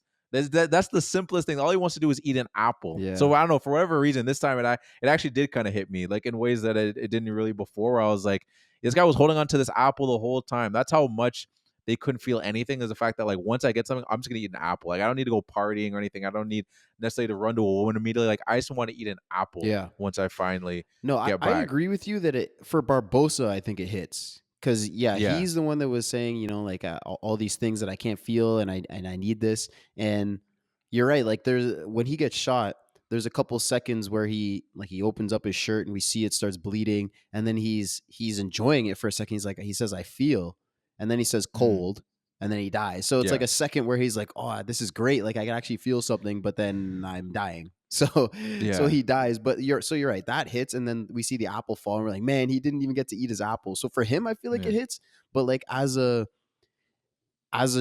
in a general statement for the whole crew, like it's supposed to be like a big grand thing that like you know the curse affects everybody, and then for everyone else, I feel like it didn't. And they're side characters. I get it. Like it's not Yeah. supposed. It can't hit as hard as it does for Barbosa. He's our main character, but I don't know. I feel like in a movie like the big climax, it could have felt a little bit bigger. But again, it's an origin story. It's really about introducing us to the world and these characters, and then like for example, in the next ones, like when we have Davy Jones and Jack and like this. Obviously, I don't want to spoil for anybody that hasn't seen those. Yeah. Honestly, I'm Yeah. But expecting I if know you've what you seen mean. this movie, you've seen them all, but I don't want to. I don't Yeah. want to just in No, yeah. case. But Mhm. it just feels more grand in those movies. Yeah, and to your point, you're saying it's an origin movie, but they didn't know there was gonna be a sequel, True. so they didn't make this. They didn't make this in the thought of like this is gonna be a trilogy. Hmm. It was a one-time movie, so it was like if it works, we'll try to keep going. But so in it to go to your point, it's just like oh maybe they could have done a little more with that in that sense of making it feel more. But also like they get really short, like they really get the like short change in the sense of like they get it, but there's no time to like to be happy about it because they're immediately getting arrested. Yeah, And now they're like, oh shit, now we if we die, we like die. we die. So like, all right, like let's go to prison. Like we'll be Yeah. good. Like now there's some stakes here. I do think now that I think about it, I think something that could have been made a little bit better is if we got like an aspect in the climax here more with the Navy, like the English Navy, because like in the later ones, Mhm. there's the whole East India Trading Company side of things, Yeah. and like they're a very integral part of those movies. And I'm not saying the Navy isn't a big part of this movie; it is, but Hmm. when we get to the climax, nothing really changes for them. Like Yeah. For Jack and his crew, they end up with the Pearl, right? So Yeah. that's what um concludes for them in this movie. For the crew of the Black Pearl, they get the curse lifted and they go to jail. For the Navy, they're always just kind of like getting bitched to the side throughout this whole movie. And Yeah. then when we No, it's finally true. get to the end and they're gonna execute Jack, it doesn't work, and Will Yeah. ends up with Elizabeth anyway, so that Norrington doesn't get it. Like they all just kind of end at the same place they start. Like I feel like their arc is kind of, they don't really have an arc. So I feel like Yeah, no, maybe it's that's a fair. missed opportunity that like in the second and third that they really nail. Yeah, that's fair. And I think they kind of felt that way. They're like, not everyone's gonna like we know the movie's called Pirates of the Caribbean. I don't think Yeah. people care too much that we have these guys be like cool in the end or anything. Because they're not, they're kind of like, they're not supposed to be cool. They're supposed to be the guys that you don't like. Mhm. Like there's no like redeeming qualities from like really any of them. Besides them being like bitched on and being goofy, like those two guys at the port, like the security guys. Those Like guys are great. that little scene, yeah, those little scene they had with Jack, like those guys have, those are like the equivalent of those two pirates, that the one Yeah, with the wooden exactly. eye, and like that, that's their dynamic. But so yeah, they don't really get, they I don't think they feel like, and we don't really need to reward these guys. I don't think anyone's gonna care, because I didn't really care. I see what your point in the sense of like now we're talking about the whole grand scheme of it, but like in the one movie, I didn't feel like, oh, I want to make sure everybody's good, Mhm. and then the bad guy gets put away. But them, I was like, eh. Yeah, but I feel like that's also because of the way the movie ended, and like it's a kids movie. Like I'm not analyzing this and saying, you know, it Yeah, had to be like this and that, it had to be perfect. But it's just one thing that I wanted to mention. And I mean, yeah, that's fair. you're right that these guys, like, they're kind of side characters, or they're also kind of like just plot devices. Like this is how Mhm. Jack and Elizabeth get saved and end up back at the cave. Like they're Yeah, like, so that the story can continue, and then they're kind of they're literally left outside the cave yeah, while the story can that's continue. true. So like, I don't know, it's just kind of a, I feel like it just there could have been more. Like you're right, we didn't really care about them because they didn't make us care about them, but they're in the movie time wise enough that I feel like they could have, like Mhm. they did in the later movies. Like we what happens with the East India Trading Company, it really matters in the other movies. Yeah. No, it's true. And I think they probably realized that in retrospect, and that's why they went that Maybe. way, because they were like, man, we gave Davenport like so much screen time. And it's just like, you don't know anything really about him besides the fact that, I mean, we talked about how he's a creep, but besides besides that, he's just like, he just likes Elizabeth, and that's it. That's it. Yeah. It's that point blank. He likes Elizabeth, and he'll save another man for her. He's a simp, I Yeah, guess. exactly. So yeah, no, that is a fair point. I don't Yeah. disagree with you there. It's now we're talking about it in retrospect because there's a whole thing. But if you talk about this as just like a singular movie, yeah, you could walk away with them being like, oh, why those guys got so much screen time? And I feel like it's just like they were kind of just there to move the story along Exactly. in specific points Yeah. of it. Yeah, that's exactly how I feel. Like I said, it doesn't ruin the movie for me in the slightest. It just Yeah, wanted to bring it up. See how you no, thought about it. I completely no, I agree with you in that sense. There's nothing too I want to mention too, which I find kind of funny too. How like Elizabeth saves that crew, and they just dip Yeah. with the boat. They just did her Nasty. dirty like that. I was like, Nasty that's work. crazy. That's Because absolutely she went out crazy. of her, she wasn't even on that ship. She left That's what I'm the ship she was saying. on to come save these guys. Like, thanks, see ya. Yeah, That's yeah, crazy, bro. absolutely crazy. Absolutely Will and crazy. Jack are in there. Fuck them. Stick to the code. Yeah, Peace. which is why they do redeem themselves, because in the end they come. How did they I know to don't know do how many. that? Yeah, I don't know. Show up at the perfect time. How did they know they were going to be in Port Royal? Because think I about it. don't This is know. the crew. Because this is the crew that they picked up in Tortuga. So they didn't even know where this whole thing started. That's true. How the fuck? I'm just taking that in. How the hell? Oh Did they know? no, the dude. What The dude? dude with the dude with like the Wolverine like beard. He's been there before. Wolverine. Who are you talking about? The Wolverine, dude dude. that's like Oh, Gibbs. You're talking about Gibbs. Gibbs. Yeah. I'm talking about Gibbs. I don't know why I was saying Wolverine beard. I forgot his name for a second. But Gibbs. Remember, Gibbs is in the opening scene. So he's been there before. Remember? He's the one that touches Elizabeth when she's a kid. Yeah. So he knows about that life. Well, we don't really know. I forget. I don't, maybe they get into it later. I don't know how he went from being with them to suddenly just being Yeah. a pirate. No, we don't. But We don't see that. It kind of happens off screen because there's a time skip, right? There's a 10-year time skip. yeah, So no, we're definitely. like in that, and even in that first scene, he's already a little like piratey. Like he's Yeah. drinking his flask and he's telling Mhm. the stories that when Norrington and the governor are like, don't tell her those stories. That's my daughter. You know. Yeah. So we could already tell he's kind of halfway there almost. And then when he meets Jack for the first time, and he's talking about, or he tells Will about Jack, like in the mutiny and everything that Yeah. happened. So like we understand that he was with Jack after the Yeah. mutiny, so he was a pirate at some point. But you're right, it just happens off screen. Yeah, but it did, which it's fine. That's just my thing. I guess that's how they knew to Yeah, be there. fair enough. Fair enough. The timing you can question because like they were perfect timing. Yeah, but that's a movie thing. I can't hate on that. That is a movie thing. I also like how how we get that thing how Jack is saved by Will the exact same way that he closed like by throwing. Oh, Which true. again, very impressive. Yeah, like when he.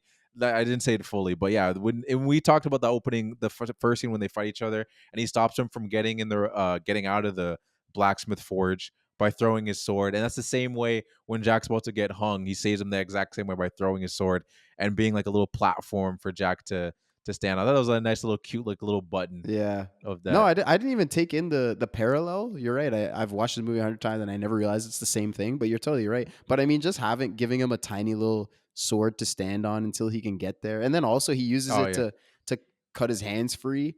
And then we get this ridiculous scene of them fighting people with just a rope. Like, what are these guys doing? Oh like, yeah, I know. Dude, the Navy in this scene are like cops in every movie. They're a useless. Oh yeah, 100%. Yeah. It's like bucket on the head, like spinning in circles, like what's going on? Yeah, I know. It's even at the start when we meet Jack for the first time and he saves Elizabeth, and then he does that escape and he drops like a cannon or whatever, and it breaks through the dock, and there's someone that like walks into the hole and falls into the water. I'm like, what are you doing, bro? It's very slapsticky. Yeah. I think that this movie definitely falls into some category of slapstick. It's not 100% slapstick, but you can definitely say there's some slapstick to this movie. I think it's just with the physical comedy. But yeah, 100%. But it's just the feel where, again, everything just is so. I don't even know what the word is. Like childish, fun, loose. Yeah. Like there's no stakes. Like we realize that whatever happens is just. Nothing bad is gonna happen, especially when whatever Jack's involved. It's just gonna work. Yeah, no, that's fair. That's fair. There's one last thing I gotta throw out too. It's just none of these are my quotes, but it's just the ending of Jack. I just had to mention these lines because it was like him leaving. It was just so funny. He's like, once he's like, all right, I'm getting out of here, and he's doing this whole thing where he's just like, first he goes to Nottingham, he's just like, I was rooting for you, mate. Like when he sees and then he moves on. He goes down the line. He's like, I was rooting for you, mate. And then he goes to Elizabeth. He's like, it would have never worked out. That's so funny. And then he turns to Will and he's like, nice hat. He has nothing good to say about him besides, man, just saved you. Yeah. Not even a thank you. Just like all that. And then he's like, nice hat. And then he makes his grand escape. He falls. And again, everything works out for Jack. Yep. So he just perfectly works out, and he's on the ship, and bang, with the Black Pearl homies. That's like that little ending. Yeah, no, you're right. It's just it wraps up nice in a tight little bow. It's so parallel to Jack's character, so consistent that he just because even when he starts talking shit to Norrington, he's like, "This will be the day that you remember that you almost," and then he just falls over. Yeah, exactly. So like just one more thing to show like, yeah, this guy's smart and he does these tricks and he says goodbye to everybody, but he's also a fucking moron and he just trips over stuff and swings on ropes and everything just works for him. It's great. Yeah, no, it's absolutely great. Savvy. I don't know if yeah, exactly. Apparently that's an ad-lib line. Yeah, I did hear that. And that becomes like his whole. That's like a catchphrase for him, basically. Savvy. It's so no, it's great. Did you have anything else to say? Like, I just had one or final facts. Yeah, I had or one anything? fact. I had one fact. Okay, yeah. So apparently Johnny Depp, he surprised everyone at the first reading with like the whole quirky style for Jack Sparrow. Like the whole. Yeah. It's funny that even Will in the movie points it out. Like it was Gibbs that says, he's always stuck in the sun or whatever. He was in the sun for 3 days, and he's like, "Is that the reason for the?" Ooh, like he does the weird stuff that he does. It's so, but like that, like originally he was just supposed to be like a regular character. He obviously had his little quirks and stuff, but like Johnny Depp really went with it. He went for it. And apparently, that surprised everyone at the first reading, and executives were confused and asked if Sparrow was supposed to be drunk or gay. and then Depp said he was basically like, these are the choices I made. Like, my work. So either you trust me or fire me. He was like, nah, this is what I'm doing with Jack Sparrow. And obviously they trusted him and went with it and couldn't have made a better choice. Like this, it just works 100%. so good. It's iconic. Oh, dude. yeah. No, for sure. I mean, they didn't see him in Edward Scissorhands. This guy is freaking a weirdo, yo. He goes for it with his choices when the movies and the characters. But later on, he'd be Mad Hatter. Like he's done so many wild things. But I did see that too, where it's just like the executives were like, "Oh man, I don't know if this is gonna work." Mhm. Which, in their defense, it's just like we were talking about earlier. It's like pirate movies hadn't been like that big for a while, so it's like we're gonna bring it back and. But hey, he's trying to do something different with the pirate movie. You know what I mean? He's not going to just do the same thing that's been done. It's like if we're going to do the pirate movie, we got to do something different here because Yeah. audiences aren't like attached to the way it has been of recent. So we gotta shake it up. And obviously, like we both love his portrayal of it, but it is interesting to think of that. Like that's not what they planned. That was like him kind of bringing his own like energy to the character. I feel like it's weird though because like this in the script for one, there's lots of jokes. Yeah. Like the tone of the movie is silly and fun. So like, why would you want your main character to be? I don't know, if like super stern and serious. I don't know if it was that they wanted, or if this is just more than they expected as far as like the Yeah. comedic style. But like, I don't know. I feel like when you see that happen and you know what the feel of the movie is gonna be, and like it's not supposed to be super serious. It's supposed to be loose and fun, and like these are pirates that are cursed in the Caribbean. Like this is the whole premise is ridiculous. It makes sense that this character is just a ridiculous buffoon. Yeah, that's fair. Maybe they just assumed that it'd be less flamboyant. Maybe. Because I feel like you could still do like a character that's like slapsticky and like being goofy and falling over the place, but just not as flamboyant. Maybe they weren't expecting the the swaying and stuff like that. Yeah, I don't know. It But works. yeah, It just works. oh, it works so good. It works so Yeah. good. I only have I got one more fact, Mhm. and I couldn't for the life of me couldn't really like find the scene like in the sense of like because I don't have the flag. Like I shout out, I'm gonna do the St. Lucian flag again, just as like just a little thing. The Dominica was in there too. That's where my dad's from. I don't have a Dominican flag. Mm. It'd probably be back where my dad is. But yeah, there was the scene when they're escaping, like in the boat and everything. Like that's in Dominica. I forgot to mention that, so I Oh. wanted to throw that out. So give love to the Dominican people. Again, varies. There's less people in Dominica there's in St. Lucia. So if you're listening to this and you're from St. Lucia or Dominica, shout yourself out because we're probably related. Honestly, Damn. if you're St. Lucian, we're probably related. My great grandfather had 29 kids. Damn. Yeah. Oh my. So we're probably God. relating. We're probably related. 29 kids. There's probably some extras that are in my family in this movie. I just don't know about it. Maybe. Yeah, My 100%. God, there's gonna be- My great grandfather could have been in this movie. I don't know. Yeah, maybe. 29 may kids. could've been. God damn. How did he 29 kids, How do you 3 different afford that? wives. I don't know. Holy. I never met him. That is insane. 29. I don't think Yeah, I've heard 29. of big families. 29 is crazy. Yeah, you've never heard of that. Never. 19 kids and counting? Puh. Light. He laughs at that. Light. Yeah, exactly. He's like, why didn't they make a show about me? What the heck? Yeah, honestly, he should have a show. Well, I guess maybe it's too late now. Shoulda. Yeah, shoulda No, he had a- passed oh, away. okay. Yeah, he should have had a show. Yeah. Should have had a show. But damn, man. 29 kids. 29 kids is crazy. You absolutely. I You know. probably have someone related to you in every movie ever made. That's Oh, insane. 100%. I looked to see if a freaking what's it called? Jalen Alfred was related to us in somehow. Somehow. Who's that? The 100-meter race Oh. winner, the woman. Even though she has a different last name, I don't know. She could have got married, some kind of Charlotte connection. I always think there's a connection. Did you know apparently my cousin is actually big into like family. She did the ancestry.com thing. Apparently I'm not too distantly related to Paul George. Oh, I think you told me that. I think you did tell me that. So PG, if you're Okay. listening, Oh, yeah. big ups to you, cuzzo. I mean, play better, yo. Damn. That's what. Hey man, he's If you're coming off listening. injury. Hey, the Sixers, they're just getting their mojo back. Honestly, they need Joel in the game. That's what they need. Paul George, he's playing. As long as he's playing, I can't hate on him. At least he's on the court. No, that's fair. That's fair. But that's it. So I think it's time, Scott. I think it is as well. Let's do it.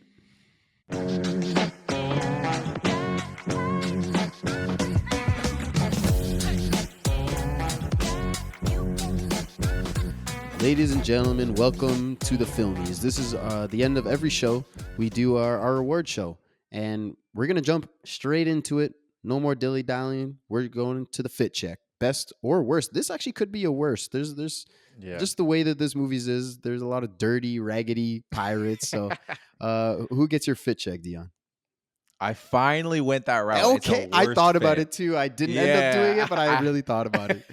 I had to do it. So mine goes to what's it called? Pintel. So it's one. Pintel's the other, like the one without the glass or the wooden eye. Okay. Like with one of those pirates. So I gave him the worst fit, and it's when he's wearing like that yellow dress. Mm. You know, like when they're doing the whole disguise thing. I was like, that should like if he was rocking it, I would have gave it to him. He's rocking. I would have left it alone. But they look so bad in those dresses. Like I especially gave it to him. I don't know why. I just think he looks so much worse. The yellow dress, the puffy sleeves, the scarves, and the yellow bonnet. I just think he just looked horrible in it. I just think that's scarier than when there were skeletons. Like it just looked. It was not a good look. I was not feeling it. Oh man, I was not feeling it at all. No complaints here. I really thought about it too. I was like, if there's gonna be a movie, this is the one to do it. And I honestly, I'm so glad that you did it.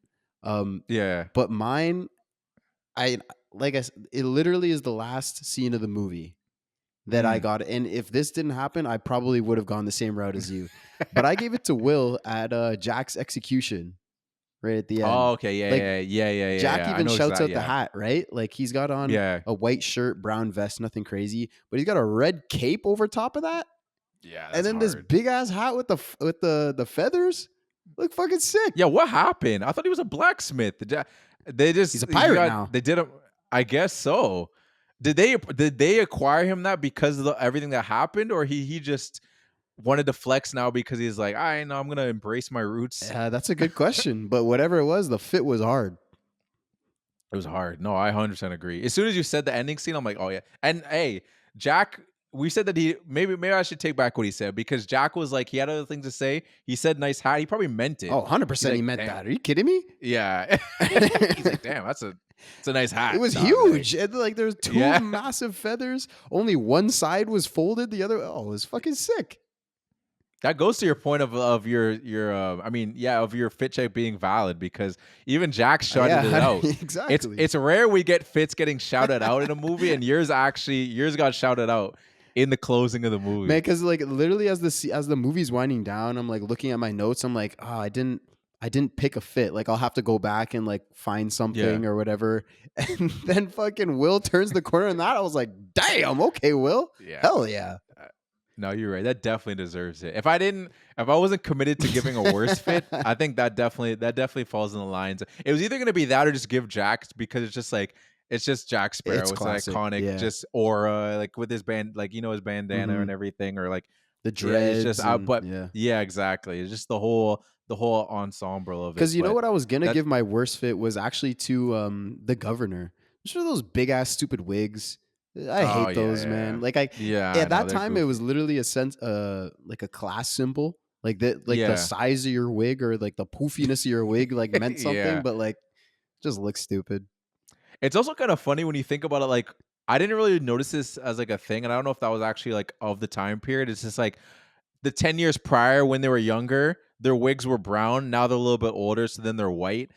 It's no, just that's like what it's I mean. wig. I think it's a class thing. That's what I mean. So I think he got like a promotion or something, and now he's upgraded from. Then you get a white wig from Governor the Brown to Governor the White. He fought a Balrog and he emerged as you didn't have it see Lord of the Rings, so fuck you, man. You don't get that joke. I guess that's true. Yeah, that's true. I didn't realize that was a thing though. I just thought if you got your white wig, you got your white wig. I didn't know you're moving up like it's a black belt. No, I think color is one thing, but I also think like the length of it and this I don't know, like the shape of it or whatever, but it does matter. But hey, for those of you listening that have seen Lord of the Rings, you'll get that joke. Okay, Shout to that's you. fair. Well, while we're still on the fits though, I got to bring something up too, because I got it. It's not serious like hate, but I got hate back on our Truman Show, and I got a text message, so I want to bring it up on the pod. Okay. Because it goes with that, because I was mentioned that Ponnet was wearing a yellow bonnet. And shout out Eliza if she's listening to this one, because I assume she's seen Pirates of the Caribbean. Eliza is Kobe's girlfriend. You know Kobe. Yeah. Not Kobe, our listener. Kobe, my brother. Yeah. Just so there's no confusion. Kobe, the listeners, are like, wait, what? Kobe. Hey, but no, I have a brother named Kobe. We got all the Kobe's. What? Appreciate all. We got all the Kobe's. We got all the Kobe's. But She called me out because remember when I said that I gave what was the dude's name again from the Truman Show? Why am I That you blanking? gave a The fit guy that to? ran the whole thing. Oh, The guy that ran the whole thing. Christoph. Christoph. Yeah. She called me out because I remember I said that Christoph was wearing a paperboy hat backwards. Yeah. She was like, "Does Dion not know what a beret is?" And I'm like, "Beret? That's like not a I don't know if beret. that's what I'm saying." I'm like, "Was that a beret?" Hell I swear no. that was just a paperboy. Don't a beret usually has like the thing on the top Yeah. and like that. I felt like I had a brim. Did I swear I had a brim. We barely see it. I was just going off, and this is my thing too. I was like, "Hey, Scott didn't call me out and be like, hey, that was I think that was a beret." So I was like, I felt valid in saying it was a paperboy hat, but she was like, I swear that was Eliza, is that her name? Eliza. You're Yeah. tripping. That's not a beret. Google beret. Okay. And then go look at that. That's two different things. 100%. Well, this is what happened. They threw the thing in the text, and they were like, "No, that's a beret. That's a paperboy hat." I'm like, I don't know, yo. You barely see it really. Like we see it from the back, and I'm like, I'm so used to the beret being like to the side. That's not how he was rocking it. He had the thing backwards. So I'm like, okay, he's trying to be swaggy with the paperboy hat, put it backwards. That's not a beret. Nah. And I'm thinking Christoph. I'm thinking that's more like Christoph. Like that's Russian. Like I'm not thinking he's Christoph. Yeah, like French. Yeah. Like if he was leaning more into the Frenchness, I'd be like, okay, it's a beret. Yeah. But I never got a French sense from Christoph. No, not at all. That's what I'm saying. I don't know. Hey, we're Shout out to standing Eliza, on though. this, and if we're wrong, then we're both stupid. But I'm with you, bro. Yeah. I'm not a beret. Thank you.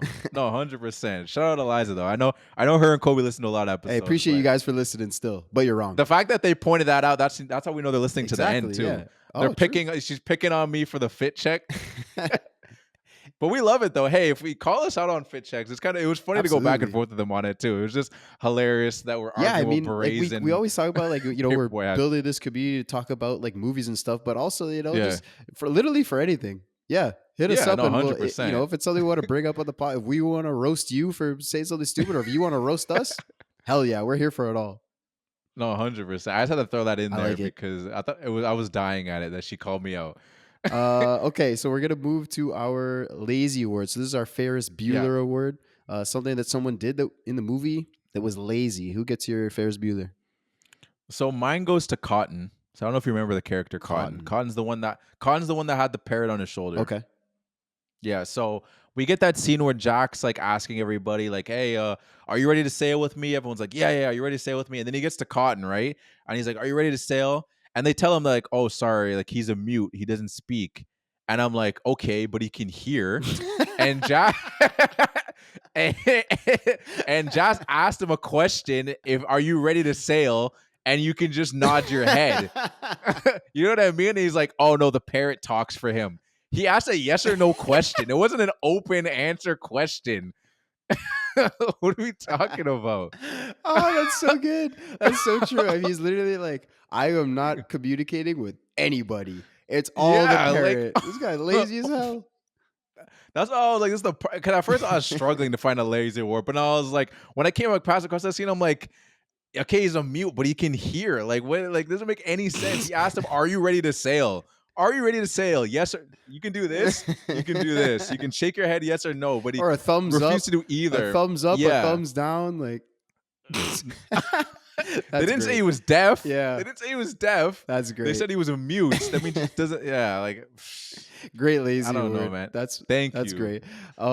It's funny that you said, I was struggling to find one. I actually found mine very early. So Okay. I gave mine to Governor Swan. And so at the start of the movie, right, he gives the dress to Elizabeth. She's getting dressed. And then he gets called down and Will comes and delivers the sword. Yeah. So he delivers Norrington's sword. It's going to be a gift for Norrington for his promotion. He delivers the sword, and then immediately they're leaving to the ceremony. He gets the sword right as they're leaving for the promotion. How late did this guy order the sword? This guy must have been in the last minute. He's like, damn, what do I get? What do I get Norrington for his promotion? You didn't think of this like weeks ago. You didn't get it. You got it delivered. You were lucky that Will showed up the second you were leaving. That's so true. I didn't even think about that. That was so on time. Perfect. Yeah, that's like, it's still obviously a movie thing, but like, no, 100%. For Governor Swan, bro, There's no way. No, for and sure. if you did order it in advance, you're gonna be like, okay, what's the delivery date? You're gonna say like this date at this time, like right before the ceremony. What if there was a problem with the order or a mix-up or something? You know, you'd be fucked. No, that's good. It's a really good part. Because yeah, otherwise it'd be like, all right, I'm gonna get this ahead of time, like 2 days earlier, and then we just see a scene of him taking out of a spot, maybe brush some dust off it to show that you planned ahead. You know, it's been here for a while. I had this ready, but no, it's always like he's already out the door, and he's like, "Whew, thank God thank God that came." Exactly. My man did same day Amazon same day delivery. He couldn't figure out. Yeah, call the forge. Be like, what swords do you got? Yeah, just give me one off the rack. Just bring a sword over here. I don't care. Because I'm assuming he got this custom made. No, for sure. That's crazy. Lazy. Man. That is very well deserved. All right. Next up, we got our Naz Reid Award, who's the current Sixth Man of the Year in the NBA. I guess for last season. But yeah, so this is our Sixth Man Award. So someone with a smaller role in the film that did the most with their opportunity, and we wanted to give them some love. So who gets your Naz Reid Award? So mine goes to John Knoll. I think that's how you pronounce his name. I probably should have looked at how you pronounce his last name. Is it? Yeah, probably just Knoll.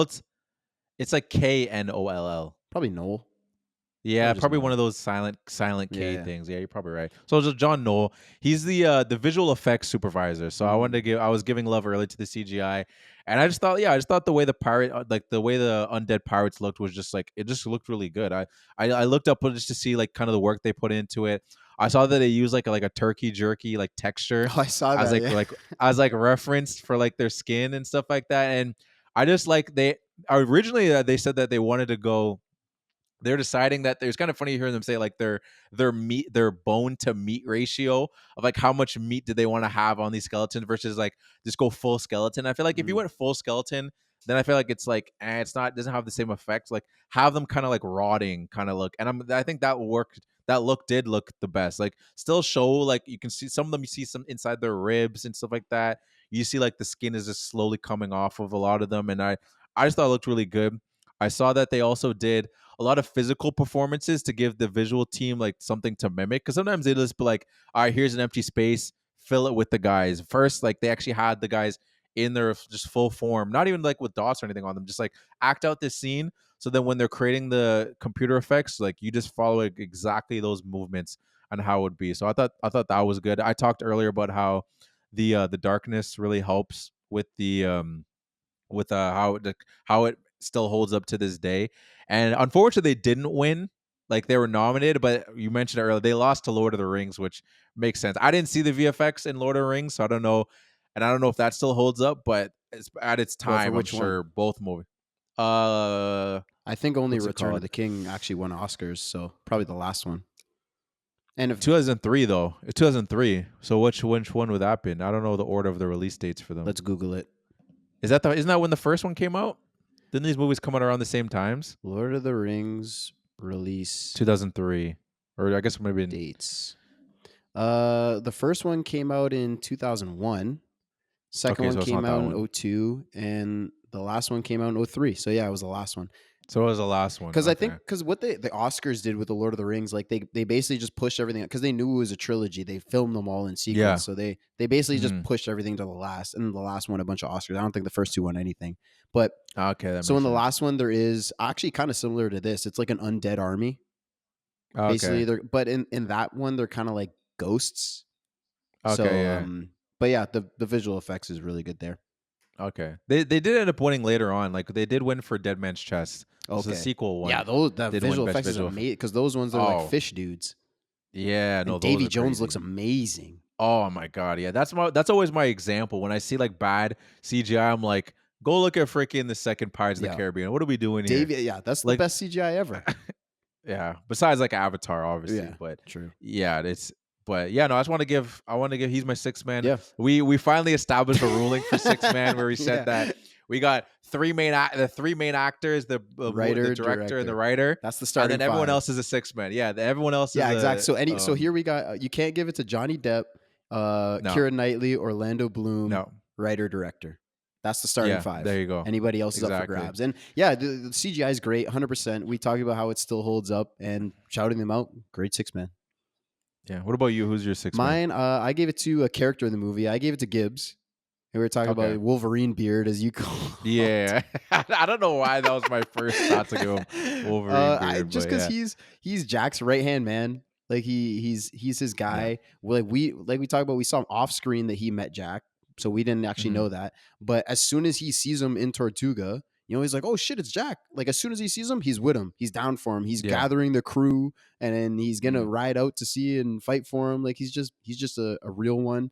And he's also kind of like his role in the in the crew. He's like the OG, the pirate OG, the OP, I guess. Yeah. He's the Oh, yeah, original, original pirate. because anytime Will has a question, or Elizabeth has a question, he's just got all the stories. And even in the later Mhm. movies, obviously this is just for this movie, but he's just the one that tells all the legends and the fairy Yeah. tale, not fairy tales, but you know what I mean. Like Yeah. he's just that guy. He has all the knowledge.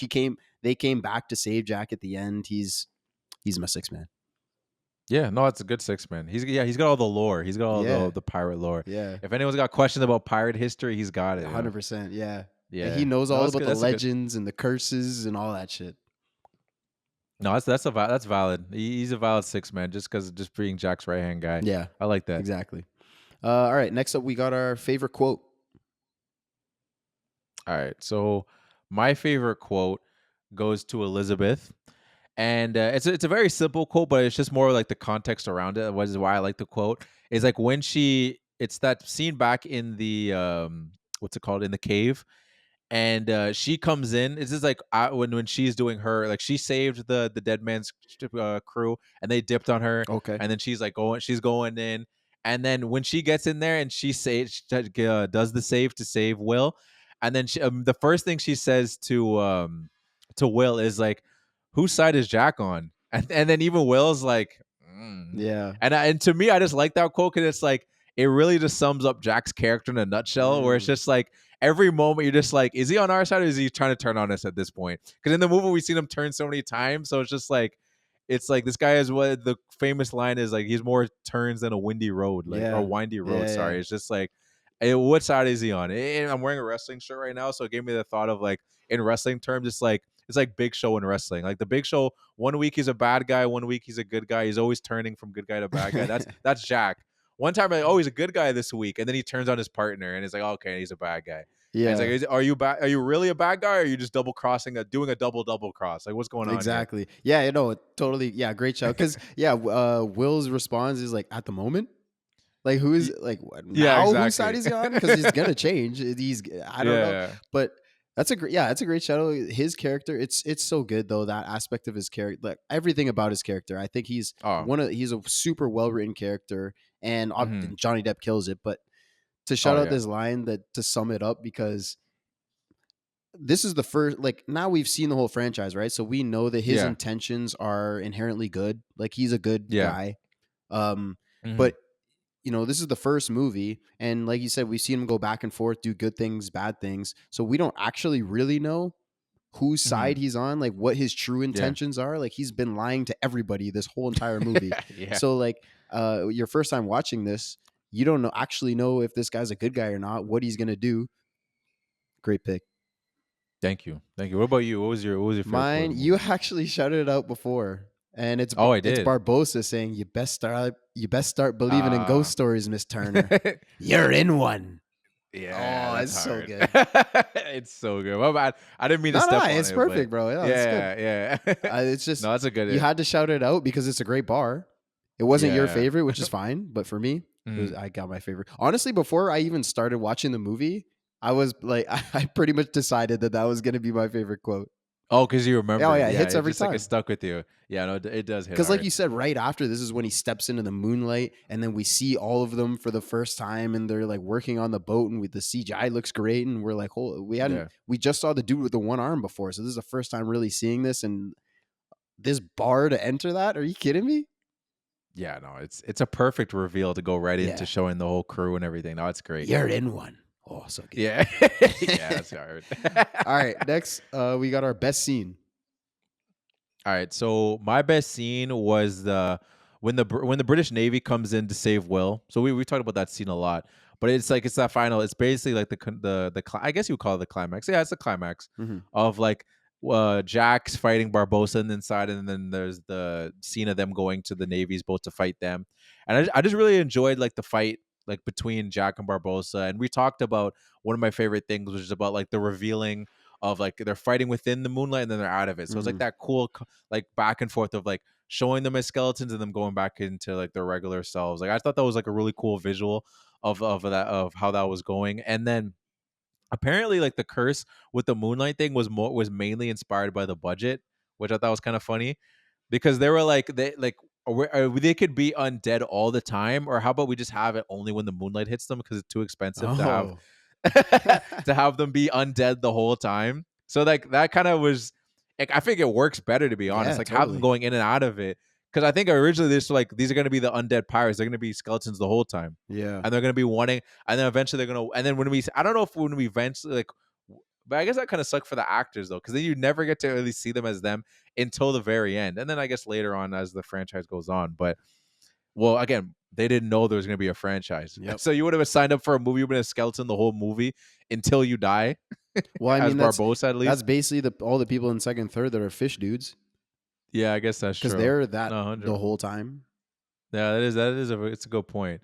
Another thing I want to shout out to just from that scene is like apparently that the guy that played by Barbossa, like Joffrey, was like obsessed with mastering like sword work, so he was just training all the time. And even Johnny got obsessed with just like training and figuring out like, because everyone learned how to like to actually how to sword fight. There's no like scenes where like the classic thing in movies when you tell like it's not the right actual person, it's like just the back of them, and then it's the back of the other person. Like you see all their faces during all these sword fights, so like they actually put in the work to train to sword fight. And apparently Joffrey was like obsessed to the point where people were annoyed with him because he always just wanted to keep training. He's always like, no, I think we could do it this way. It's like, we're doing it this way, dog. Like, chill out. Like we know you've been training a lot, but this is what we want to do. Like you're clearly doing this every single day. Everyone, we need people to be here.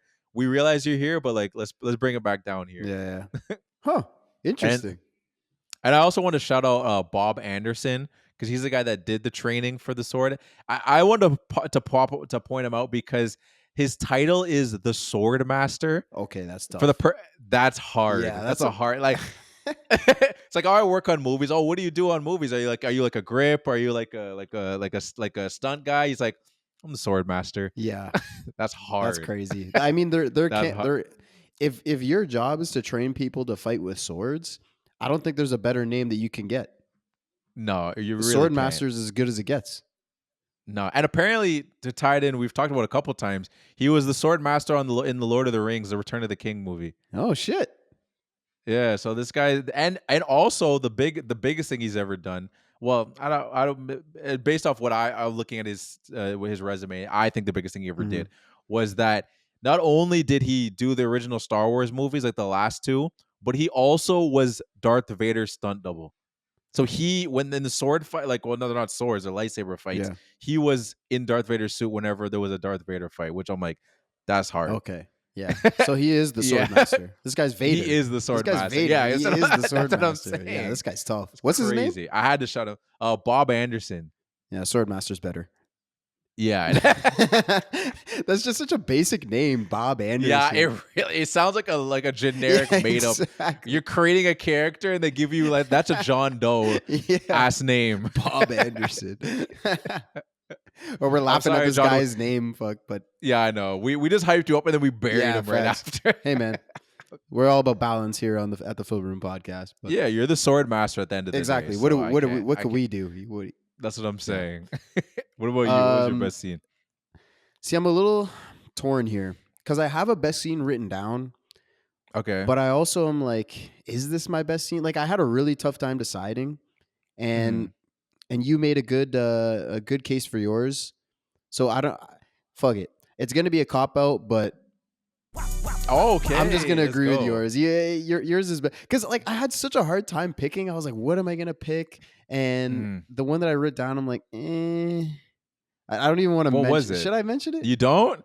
What now? Yeah, because everyone, like, including me, is gonna be like, "Dog, come You're on." right. You're right. You're right. What do you're you? right. All right. So what I had was I had the fight between like the Pearl and the Interceptor when they finally have that fight, that boat fight, Okay. Yeah. and really the only reason I did was because like we had to have this. Like it's a pirate movie. You have to have one of Yeah. these water duels, like I said earlier. But I also Mhm. mentioned earlier in the podcast, I was like, it's okay.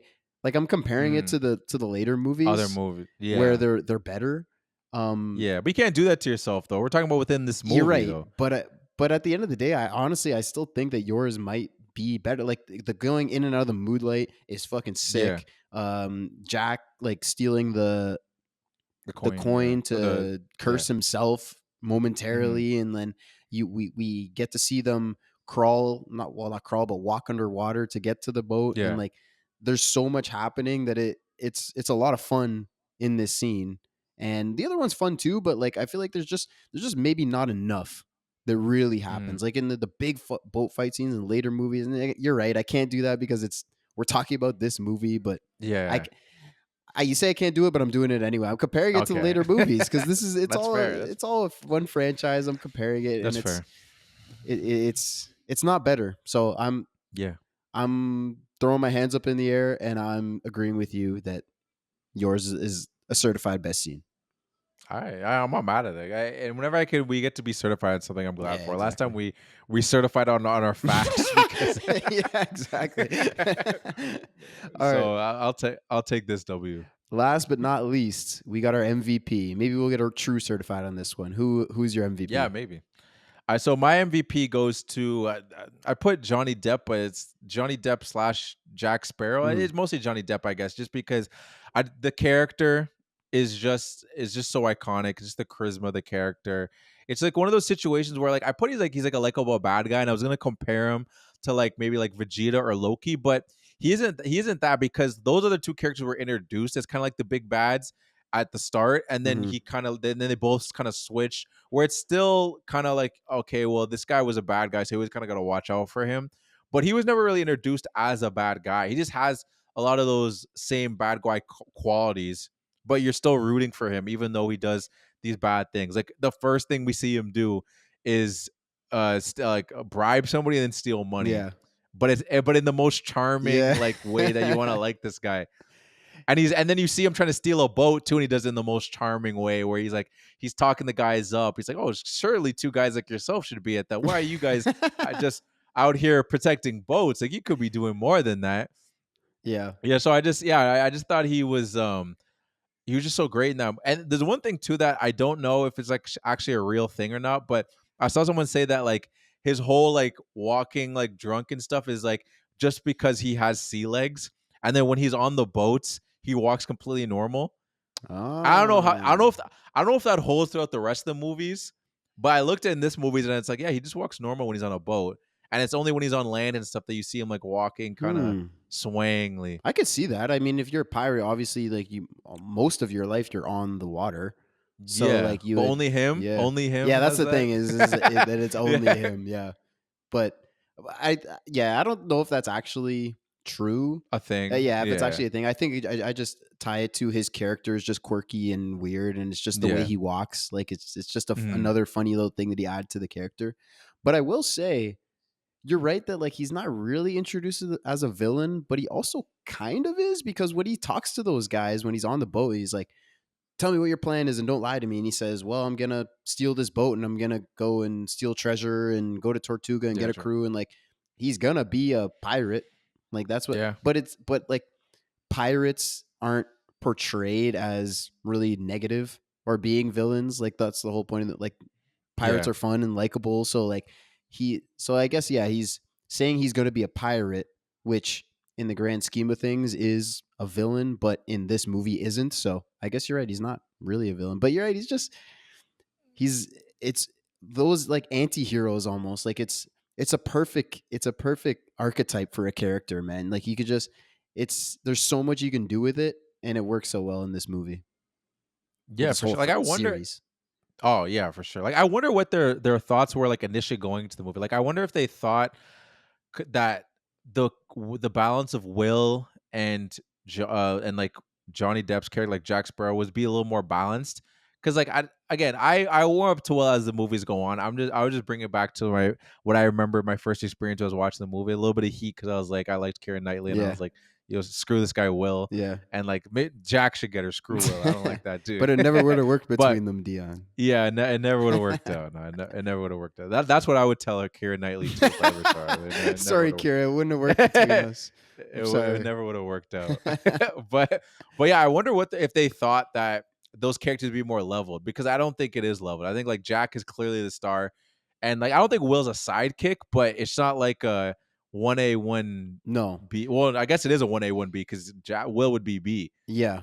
Yeah, no, I think Jack is supposed to be the like the main. The 1A? Yeah, I think he's meant to be, because I remember reading that the director, I didn't write his name down, but he had to keep telling Orlando Bloom early on in the shoot, like, no, you're supposed to be like dorky. Like he was being too like cool. Basically, Yeah. like he was playing him super cool and be like, no, you're supposed to be like this kid that is uptight and doesn't like pirates, and he's basically like this British dork. Yeah. So like he's not in the later movies he's supposed to maybe be closer to par with Jack. Yeah. But in this movie I think it's mostly supposed to be Jack. But I mean he does get a cool arc where like he starts low and he does get stronger and like cooler. No, it's true. No, 100%. And at the end of the day, even as I said out loud, I'm just realizing like the movie at the end of the day is called Pirates of the Caribbean, so like it wouldn't make sense. Right. Like it's supposed to be about the pirates. Yeah. The pirate's supposed to be the main, like the 1A guy. He's supposed to be the cool guy. But and what about you? Will becomes a pirate in the later movies, so that's why he's Exactly. cool as well. Exactly. So what about you though? Who's your Mine is also Johnny Depp. MVP? Hey. So that let's we go. get a real certified, no fake shit here. Yeah, I have it written down. He is Jack Sparrow.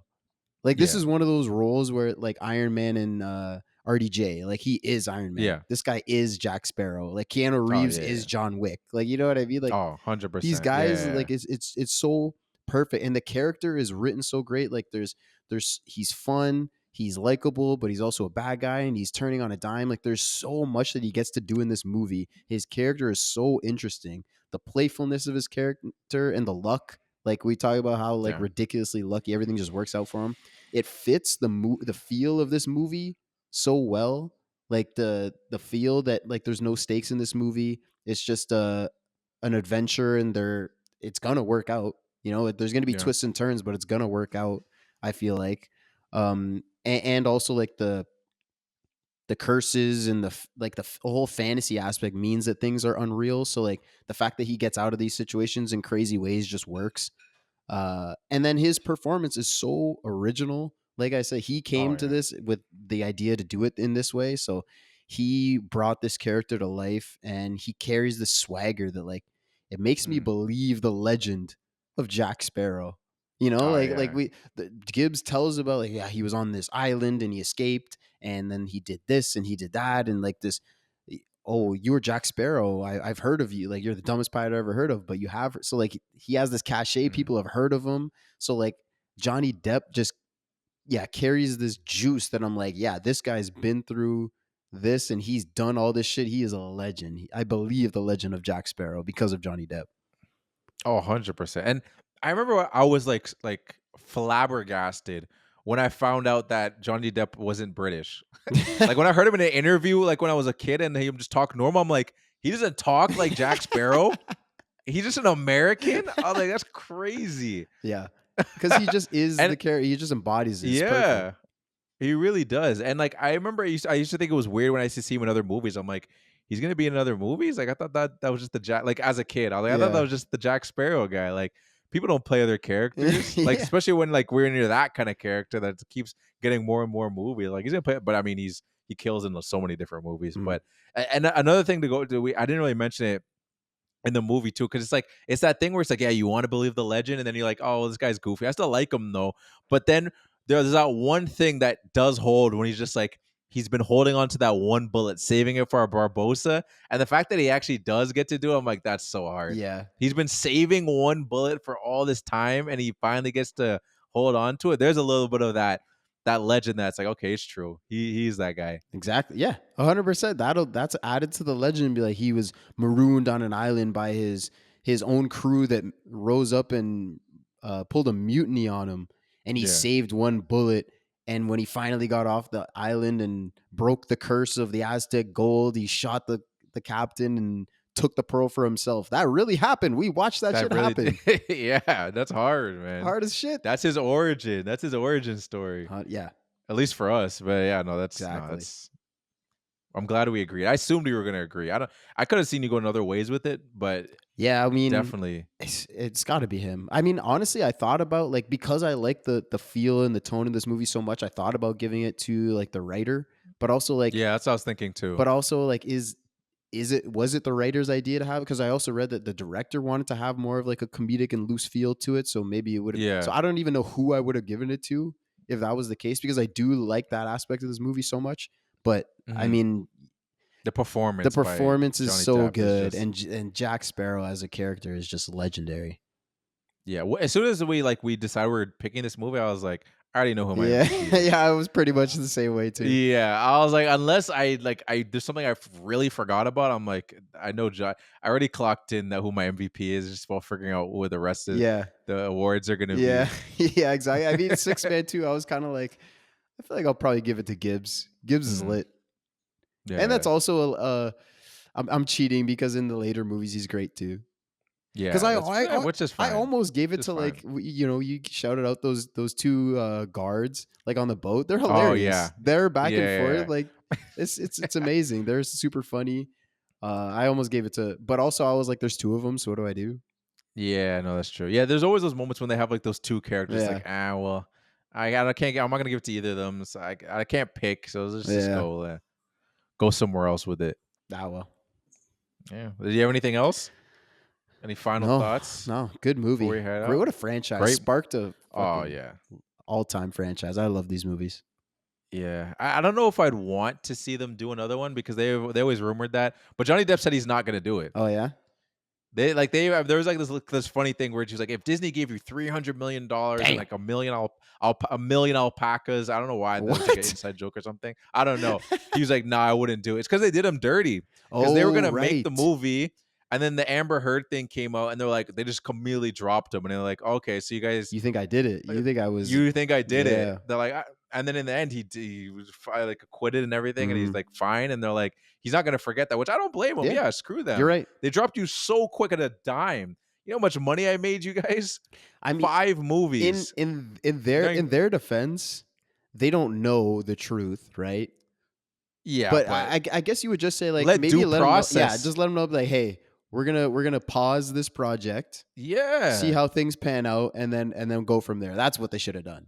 that's what they 100%. Yeah. 5 movies you do with someone, and you drop them on a dime like that. Different management. I don't know if that's Feige or not, because it's not the same guys that started with them. But like they've changed. Feige did the start of these movies. No, I'm saying he's the now. Oh, Like if we're talking about like of recent times, it would have been him. well, that's He's not the one Marvel. that started.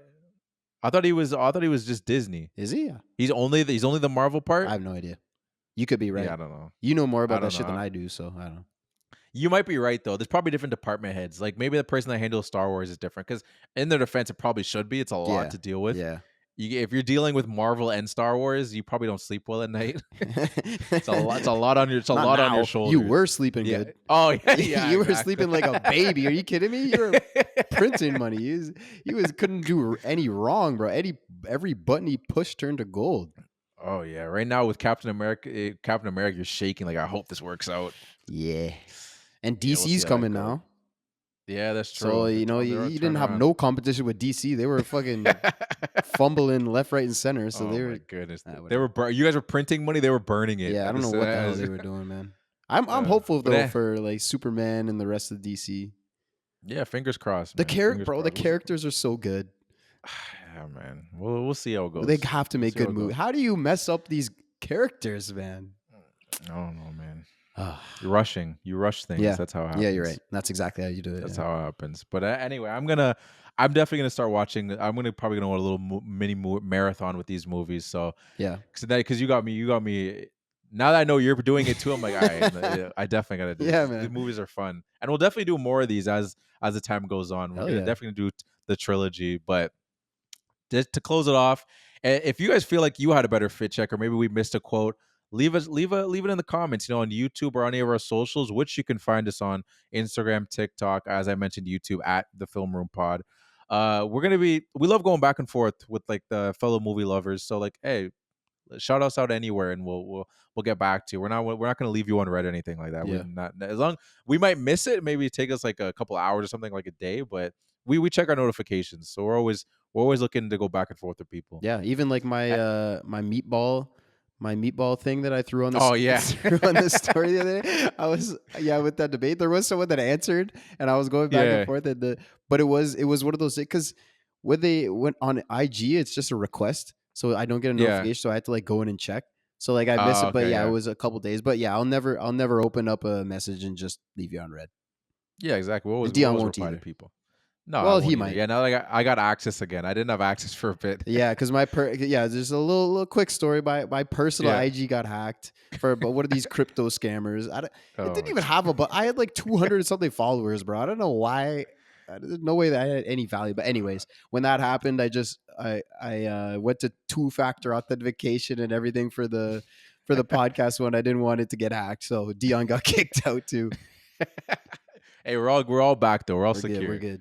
We're all secure. So and hey, if you've been rocking with us for a couple episodes, I'm assuming that you like the show. So hey, hit us with a review, and we'll read it on the show. Like we just mentioned, we love getting feedback from the listeners, and it helps the podcast grow. So to close off, as I just said, if you're a returning listener, it's good having you back. And if you're a new listener and you made it to the end, this is an important day, because this will be the day that you always remember as the day you almost missed out on the Film Room podcast.